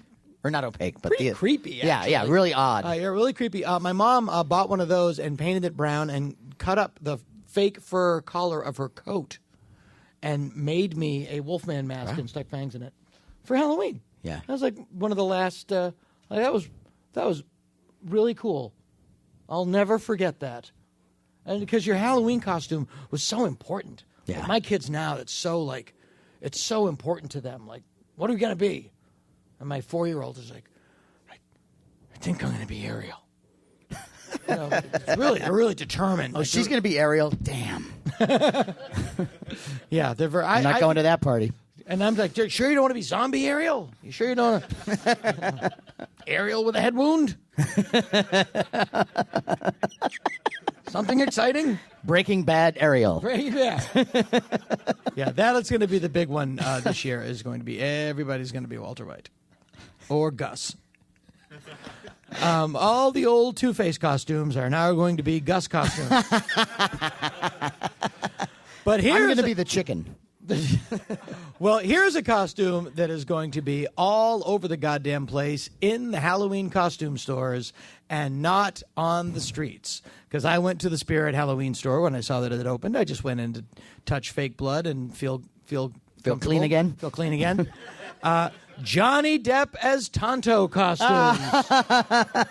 Those things are going to be all over the place like gypsy moths, man. Yeah. Those things, they're going to try to it's Pale Crowhead. It's a fictional character, not in a bad movie. Paula Deen shit is selling faster.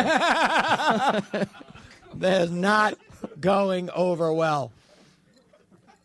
That movie was so horrible. I did not see that movie. I don't have time to see movies I know are going to be bad. No, you did a good thing. We used to do that. That movie wouldn't even make a good Vine. You know what I mean? It's like, it doesn't even have that much footage. Yeah. And I swear it probably cost all in like $230 million. Yeah. And I'm convinced it came from Johnny Depp going, I want to wear a crow on my head. Find a movie where I can wear a crow on my head. We're going to remake Kramer versus Kramer. What if she leaves him because he has a crow on his head?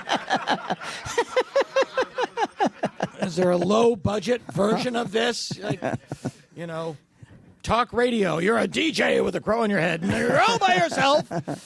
Well, it'll be the trilogy. Yeah. You're stuck. The phone booth. We're going to remake the phone booth, but you have a crow on your head. That's how they kill you. No, we have to blow up the Grand Canyon. That's the only way to do it. And then you get, because we were talking earlier about like, one of the great things they do in LA is they have this, the Hollywood Forever Cemetery runs movies. We have a program called Cinespia. Well, we called it Cinespia, and then people started calling it Chinespia, and then I stopped going. If you are going to get arrogant about a free movie shown against a mausoleum wall, I don't have time for you. But that's what they do, and I think they're showing Halloween. Great. Come Halloween. So Very good. That's pretty awesome. That is awesome. Yeah. And that's, for kids that grew up like nerdy and monster movie kids, Halloween is like that. It's like October really is the one month where all the stuff that you like wins. Yes. Everything that you like is out there. Yeah. It's my Christmas. It is my, it's my Christmas. And so what, what is do you have a favorite horror movie? Are there movies that you tend to watch every October leading up to Halloween to kind of get you in the mood? Yeah, because the mood for Halloween. What's that? Let me be very specific. Nothing from private studios. Oh, I like to watch Fame. What's What's more scarier than when Coco cries? Yeah. Which, by the way, if I may comment on that scene, we've all seen the movie Fame, yes? And when we all want to live forever, so yes, sure. Of course, right. But when they do that scene where the guy's filming her and she's showing her, and I'm like, so I guess they're filming this footage for that series of 1X porn films called Sad Sacks, or like what the fuck? What series is this for? Yes. Just the lone crying lady. Oh yeah, we saw her breasts. If they could cry, they wouldn't be in porn. Yeah. They're in porn because they can't cry anymore. Yeah. She just felt something, and someone lost their boner. That's how it works. Do furries...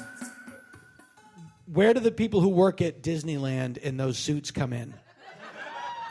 And who do they come in? Hey, I think that's obvious. Dopey. I don't... That motherfucker just takes it in the face. Dopey's only dopey because he's cum drunk.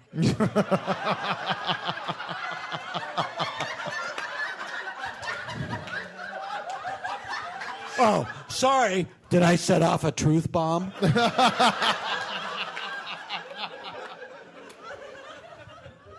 I do not know how to follow that in any way. I'm surprised that Dopey has not gotten grief. The character of this is okay. No, this is true. Drunk? This is true. Where else can it go? I was at Disneyland with my family. Okay. And there was Goofy. And he greets people. And in this group, in this family group, there was someone mentally challenged. And unless I'm mistaken, when he got to Goofy kind of downplayed it a little bit. Hello, how are you? Very nice to see you. Nice to see you. You must be Janice. How are you, Ted? How are you? Did you check out Lollipop Forest? It's pretty cool. Yeah, it's a land of wonder. It's a land of wonder. I look, Goofy leaning in. I get you. I can't believe her name was Janice. It's so weird. Janice is the normal sister. Oh. So he could Goofy it. Hey! And then, how are you? Just finger pistols. Finger pistols. We're good, right? You and I, we're good. You get, this is just a gig for me. No, nothing personal. You really think Goofy is supposed to be... If I was Goofy, I would feel weird in that situation.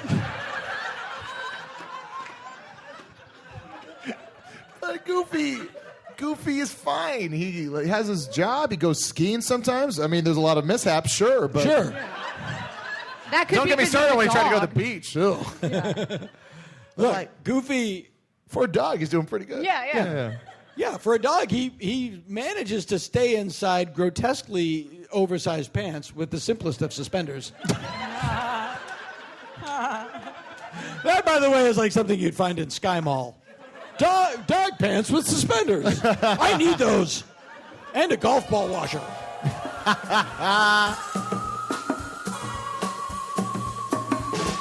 You know what's a terrible horror movie that I still am in the weird habit of watching in October? Yeah. And it's horrible. Okay. Francis Ford Coppola's Dracula. It is horrible. However, it is beautiful at the same time. Yes, I watch visually it, stunning. I watch it with the sound off. Yes. Unless Tom Waits is on, and then I turn it up. Yeah. I turn the Because sound it's off. irrelevant anyway when he's talking. Yeah. Because it's just like somebody barking at you. I turn the sound down and I just play "Hello, Dummy" by Don Rickles. By Don Rickles, yeah. Well, it's funny. Do you all know what a bukkake video is? They're horrific, and they'll take time. Wait a minute. Is this the Christmas episode now? You peeked at my list. They're horrific, and but they won't take as much time off your life if when you watch them you turn down the sound and play "I see trees of green, red roses too." No, I mean, talk about horror. Yeah. Talk about horror. The real horror is so much worse than the fake horror. Yes. And I would put that into that category. Everybody, I think, when bukkake film.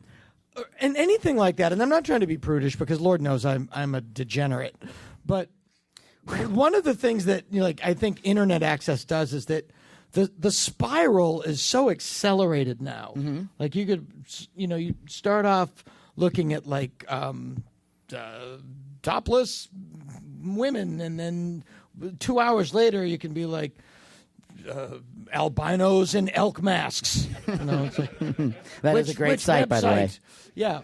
And you just spiral down so quickly, and the bar gets set so low, and then people adapt so quickly. Have you ever seen like a dog with 3 legs? Yes.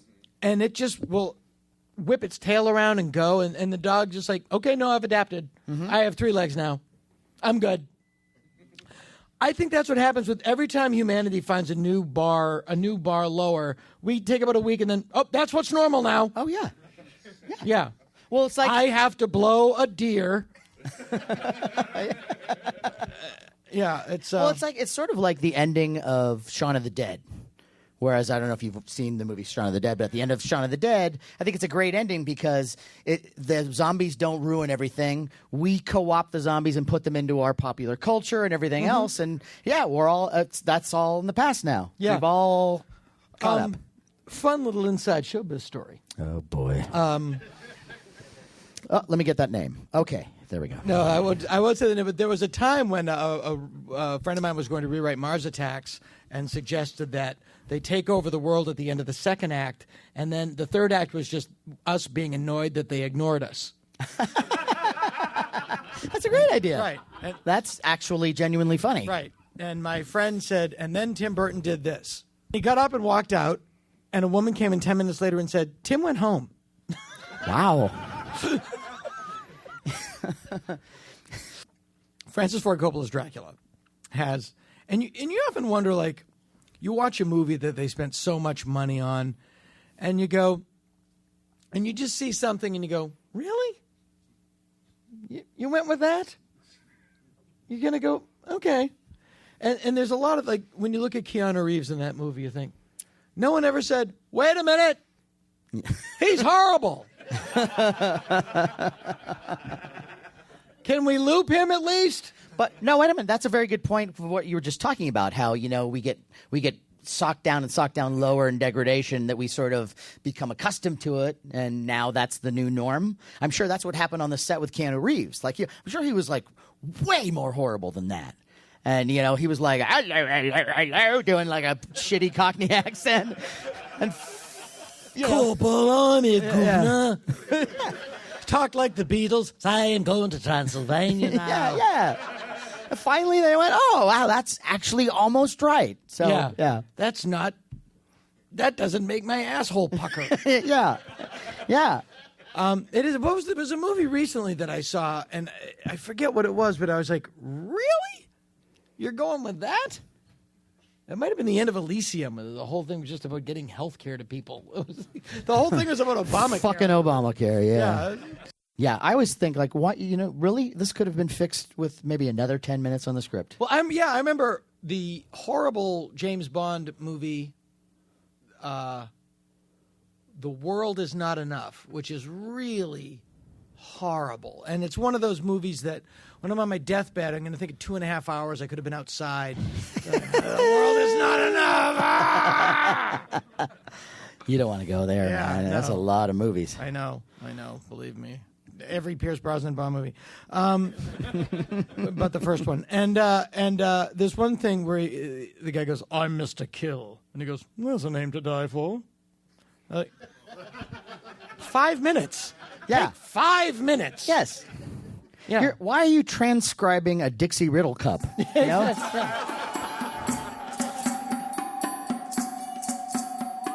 Can I talk about Disney World really fast? Yeah. Have you ever been to Disney World? I have recently. Because I'm a single dad and I overcompensate. Wait, so you took him all the way to Disney World in Florida?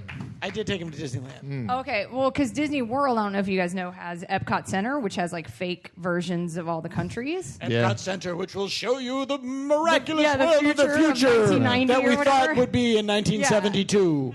Well, your story of going there with family reminded me, well, because I'm also divorced.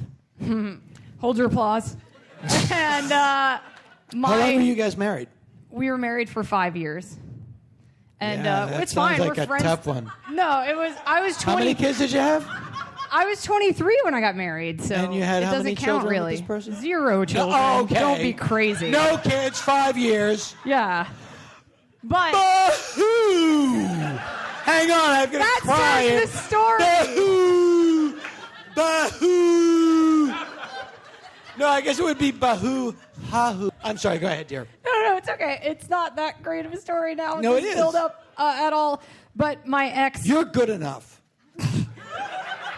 I don't even know how snakes work. Like, I clearly should not be talking into a microphone. You're confused in front by of snakes people. and magnets. Yeah, I'm like, Clearly, how do they the work? alligator was dead because the snake punched him out. No. I just thought it got him on it and started eating, and the alligator just like, oh, I guess this is it. Like it didn't. Yeah, fight the back. alligator just does this. Yeah, just was instantly defeated, and I'm like, well, you have time to get away. Disney World. My ex-in-laws went to Disney World all the time, all the time, and they had 0 children with them, no grandkids. Oh yeah, that's odd. 2 grown-ass adults who went to Disney World like 6 or 7 times a year, and specifically Epcot Center, and would call all the time and be like, hey, we're in Germany. Hey, we're in Italy. And they weren't. And they were in Orlando, Florida.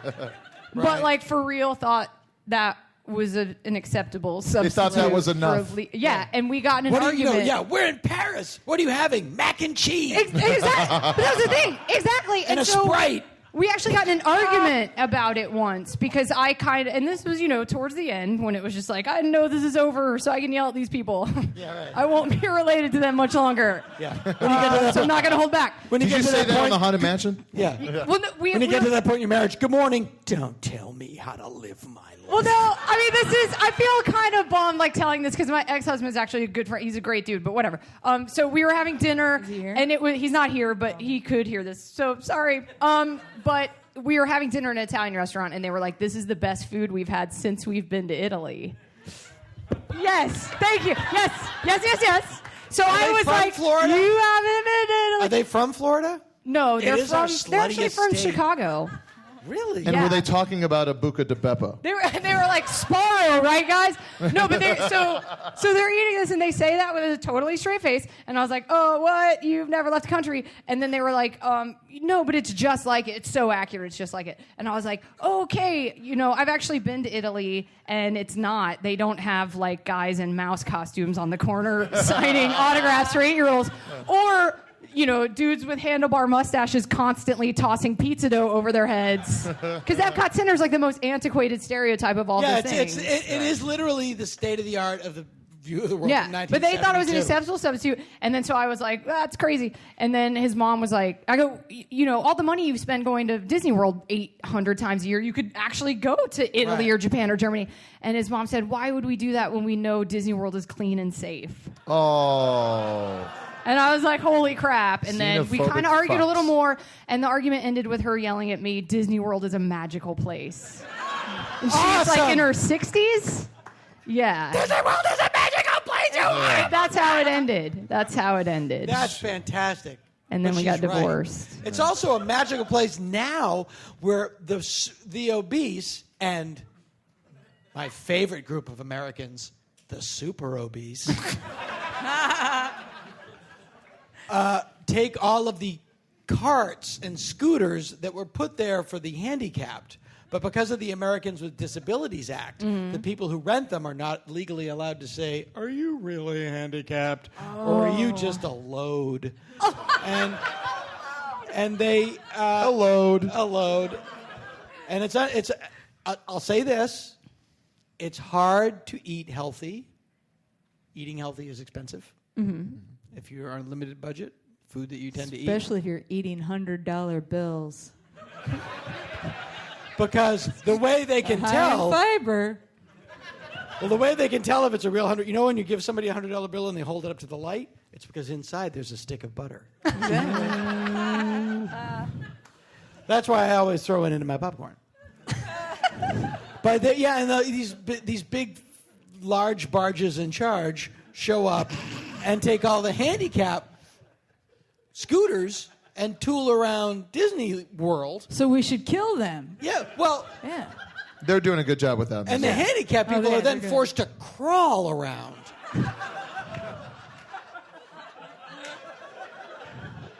Well, and the reason they don't use their wheelchair, no outside wheelchairs. Is that a real thing? No. Oh. But it would be awesome if we just... Sorry, if there's no scooter here, you gotta crawl. Oh, yuck. You can't use your normal Mickey Mouse wheelchair. That's right. And they have a Goofy in a wheelchair. It's like, how's it going? How's it going? Nice to see you. I love that idea of like not it being to compensate for the mentally challenged guy, but just being smooth Goofy. What's Smooth up, Goofy. ladies? Hey, like That's actually a dress code. Is there any other It's right time? after Smooth Criminal. Isn't it tux? Hey, Smooth, dress code, Smooth Goofy after hours. Yeah, big shoes, big pants with a bad homemade patch. Right. Yeah. You have to keep the patch on with only 6 stitches. Yeah. And he just rolls up to a girl's like, yo, you want to join the goof troop? Totally. Who's that hot motherfucking dude in the oversized white gloves? You want to film a Goofy movie?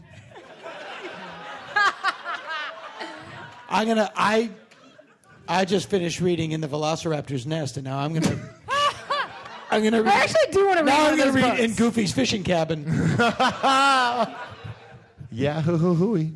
Do they have Pluto at Disney World or Disneyland? Like, do they have like somebody in a Pluto costume walking around? Yeah, sure. They do? Yeah. Oh, I've never seen him. It's not like to be funny. I just was wondering. I've never seen Pluto walking around there. Yeah. You have a one-item bucket list. I know what my bucket list has. One item: live longer. Don't die yet. Mine is now read all these dinosaur books. That's mine. Yeah, I bet you wouldn't have to read all of them. You'll get it from one of them. Yeah, I bet you you'll get the get it gist from of one it. of Yeah. Dino-ratica. I bet getting boned by a triceratops is very similar to getting boned by a T-Rex. Do they have wangs? Did they have? I guess they had to have something. What? Did they have dicks? Yeah. Yeah. I think guess, they had, right? I think Dinosaur had, what is that called? Cloacas or what? You know, like birds. Cloacas? Yeah, those holes that birds have, and they like have sex with it, and they shit out of it, and have babies with it, and like it has like a Roth IRA. I mean, it's like everything all in Right. one. Yeah.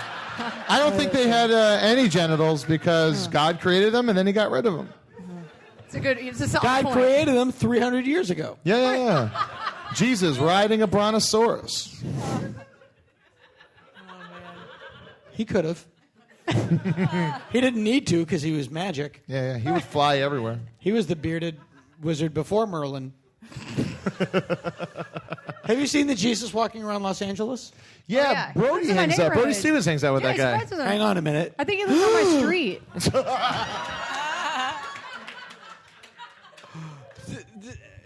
Does he have a lot of Jesus? Has anybody seen him? Does he have a closet full of Jesus clothes, or does he also Every have time like, I've seen him, he has been walking around in the robe and sandals. Right, is it the same one, or does he have like Monday, Tuesday, Wednesday, right. Thursday? Like it's written inside like his underwear. That I don't know. I'm not super tight with him. I just walk by Yeah. him sometimes in my hood. And did he have a sweatsuit? Does he have like a sweatsuit? A tracksuit. Yeah, full Brillstein. Totally. What neighborhood is he in? West Hollywood. I haven't seen him either. I haven't seen the Jesus. I haven't seen Pluto. What kind of life am I living? Very Jeez. sheltered. It's funny. I've seen Pluto in West Hollywood and Jesus at Disneyland. That's my sense of fucking wonder. There was, speaking of Goofy feeling awkward around the mentally handicapped. Sure.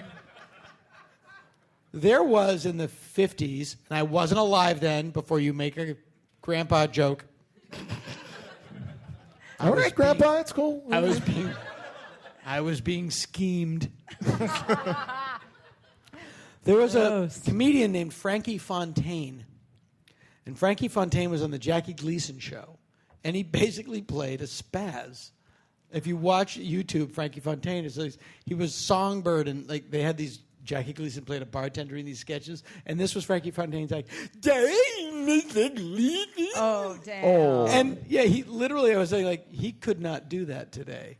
You know, on the same. And back then it was hilarious. Yeah. No, today it'd be hilarious. On the same tip, I just recently rewatched that music video for Tacos putting on the Ritz, which, by the way, is horrifying. It remains horrifying as it was when I was like 8 or whatever. But there is an uncut version where he's in blackface. Oh. Straight up blackface, like with a cane and Yeah, but Jolsoning it up. But And in it's like, his okay, 'cause he's defense- Dutch? In his defense, he's where Rockefellers walk with sticks. Putting on the Ritz. Putting on the Ritz. Dressed up like a million. It's impossible. The straightest man on earth could not sing that song. No. You know, it's like, who would that be? I also found out Chris Tacos is Matthews. his real name. No, I'm kidding. But even like Sterling Hayden, come and sit where Rockefellers rock with sticks and umbrellas. And You can't do you it. can't do it. Yeah. But you end the song by blowing a dude. Super duper. Clever girl. Don't ever say that to a girl that's blowing you. Clever girl. End of blowjob. End of blowjob. My favorite poem by E.E. Cummings. It was the one he wrote just before The Wasteland. End of blowjob. It's about the sad moments towards the end of a blowjob. The sad moments? I was about to say, what are they? Just that it's about to end? When you're a British poet. Okay. I think there's a bit of pre-orgasm melancholy that all Brits feel. Pre-orgasm melancholy is Yeah. my favorite Smashing Pumpkins record. I do think it's odd that at a moment that is supposedly pure pleasure, you look and sound horrible.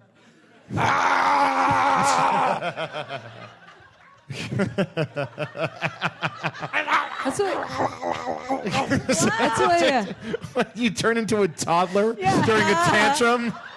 Yeah. It's like right when you start coming, you just start drawing with crayon on the walls. You don't? That's why I don't like seeing people run. because I feel like their run face is the same as because they're all like, I'm like, gross. And the dogs with them. Yeah. And they're Just constantly like going, there. I'm sorry. Crying. I'm not really in Smash Mouth. I'm not really Willie Nelson. Well, we'll wrap on this. Here's a cute joke along these lines, and we'll wrap on this. Thank you all. Thank you all for being here tonight. There's a guy and his wife, and they've been married for 65 years. They're 90. They got married when they were 90 minus 65. Yeah. That age. 25.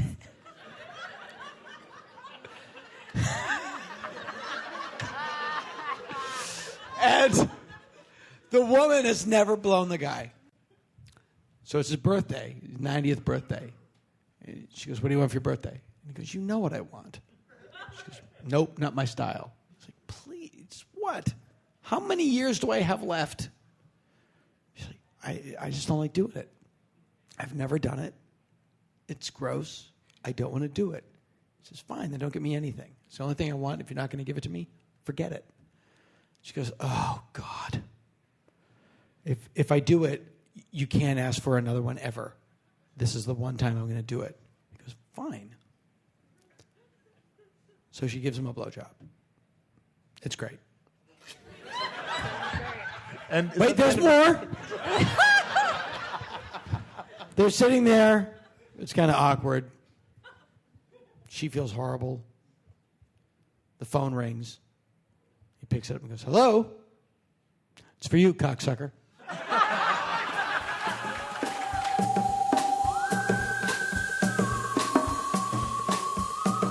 But tell me some of your, if people are going to listen to this podcast, get some Halloween movie ideas. Well, not the ones that you'll think. Yeah, I'm not going to go like The Exorcist. Dracula. Yeah. No. Actually, Bela Lugosi's Dracula, boring. Yeah. No, I'd agree. First 10 or 15 minutes are great, although he's in the middle of Transylvania and Dracula's castle has an armadillo in it. But so what? Well, it escaped from the Tex-Mex restaurant that was down the street. I'm Mr. Enfield. Howdy! What are some good ones that we can recommend to the nice people at home? Well, if we're not going to go down like sort of what everyone agrees is the great ones, I would say. Well, give me your opinion of what are the two or three great ones. Well, for me, like Texas Chainsaw Massacre is fantastic. Okay, that is like one of my top 10 films of all time. It's totally horrifying. There's actually very little blood. And it is like it's like you're experiencing that whole horrific nightmare yourself. And especially when they have that scene where Leatherface is with the girl and they're all at the dinner table and they're like, and I'm like, fuck it, I am living this. And it's terrifying. Right. And interesting, the noise of a chainsaw just evokes a biological yes, yeah. Much like hearing, "Are you my boyfriend now?"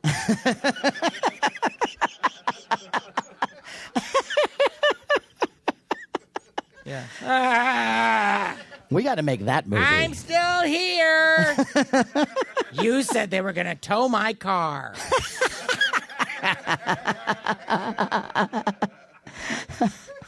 Okay, so Texas Chainsaw Massacre, I would option with Carnival of Souls. Okay, so you're going back a little bit. I have eclectic taste. No, that's fine. That's a great movie. Never seen Carnival of Souls. Fantastic. Predated Night of the Living Dead. That's right. But very similar. Borrowed a lot of sort of image. Well, the Night of the Living Dead borrowed imagery from that movie. Carnival of Souls. Great movie, made in 1962.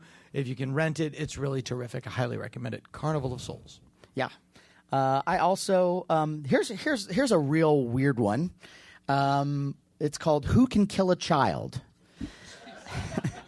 And it's horrifying. And it's all about this couple that goes to this island, like a off the coast of Spain.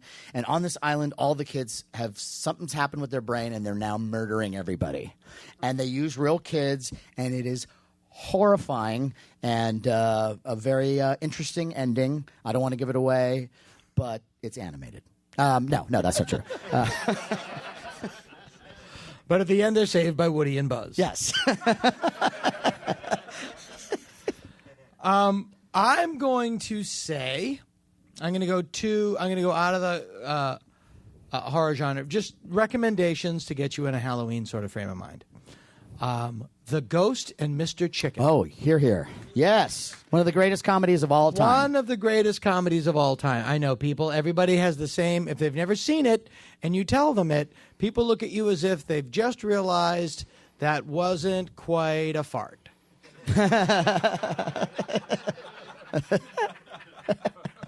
That there's a loose skittle. I have that on 16 millimeter. It is, again, avalanche of pussy. No wonder. That's usually my first line. I have the Ghost of Mr. Chicken on 16 millimeter. Don't take your pants off here.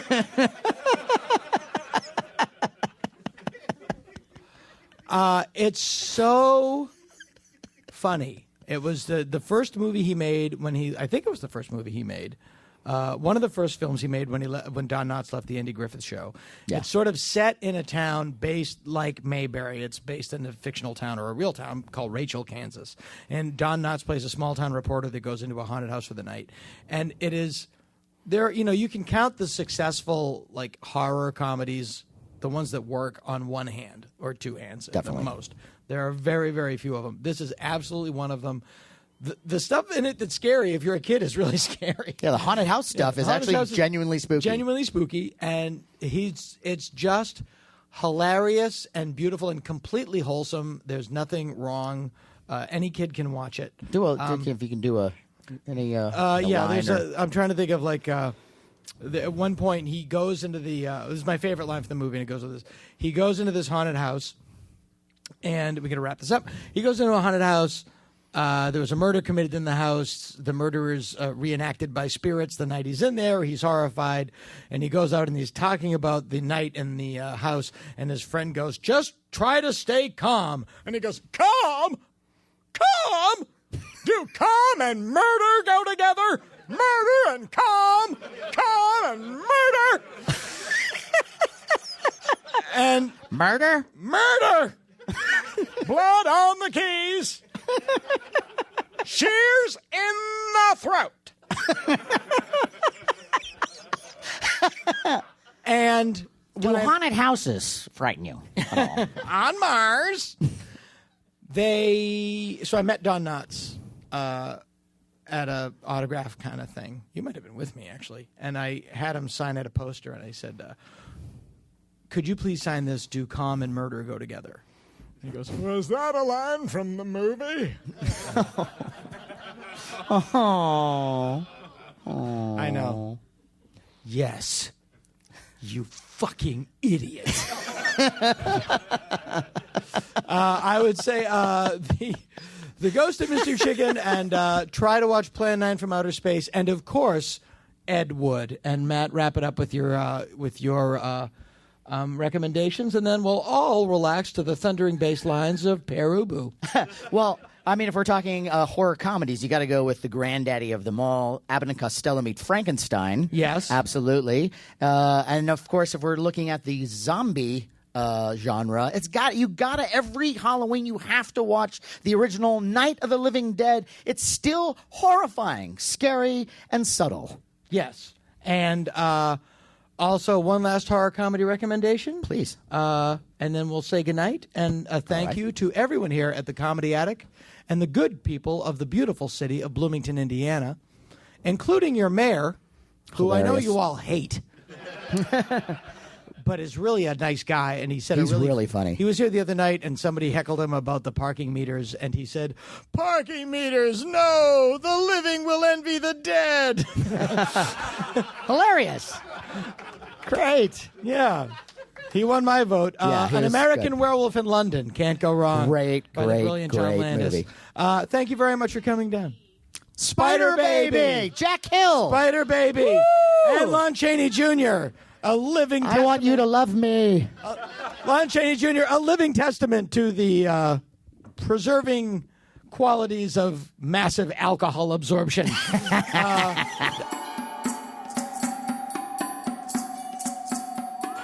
Speaking of mythical creatures, the lovely and talented Hannah Gansen is going to... I thought you meant I was a mythological creature. No. I'm a transgendered centaur. I don't know. Why transgendered? Because I have a song about that. Is that the song you're going to play for us? No, I'm in a different one. What are you gonna do? This one is about somebody that has it worse than you. Ooh, scary for the season. Sure. Yeah. All right. Is it hip hop? Because as a Halloween dude, Oh, no, I can it's not totally get hip-hop. behind it. Does it sound like Sublime? With a mix of Smash Mouth? What? Why wham? Some. Anyway, this is a song about someone that has it worse than you. You don't want somebody that doesn't want you. And it's kind of hard to do when the unwanted person is you. It's true, but through the watery world I roam beneath the seaweed and the foam, searching for someone to love me. Yeah.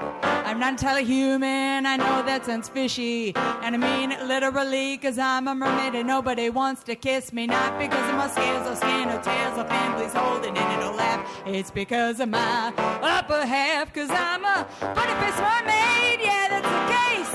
Unfortunately for me, I got an ugly face. And instead of having an ass, I resemble a bass below my waist. Pity me, I'm a mermaid with a butter face. Sometimes I wonder if I'd be better off instead if my bottom half was human with legs and I had a fish head. I swim past the fishermen boats in the hopes that when they look in their scopes I don't really look all that bad.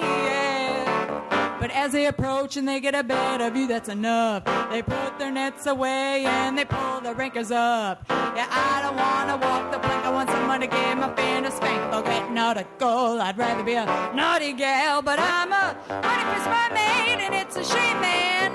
It's never be pretty enough to model for the can of chicken of the sea, which makes no sense to me, cause chicken can't swim. They can't even fly.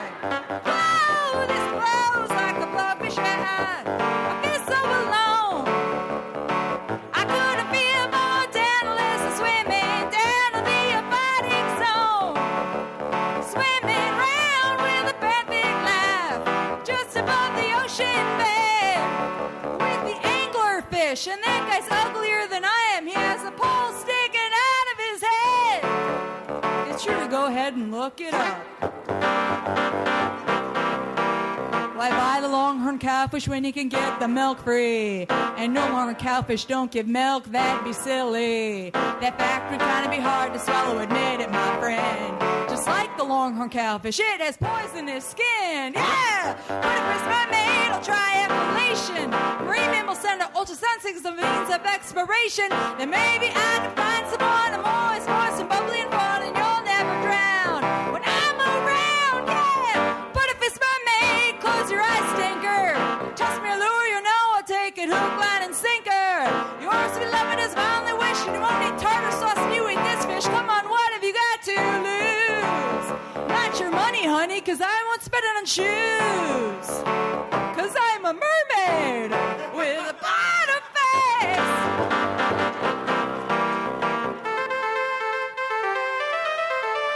Yeah, thank you.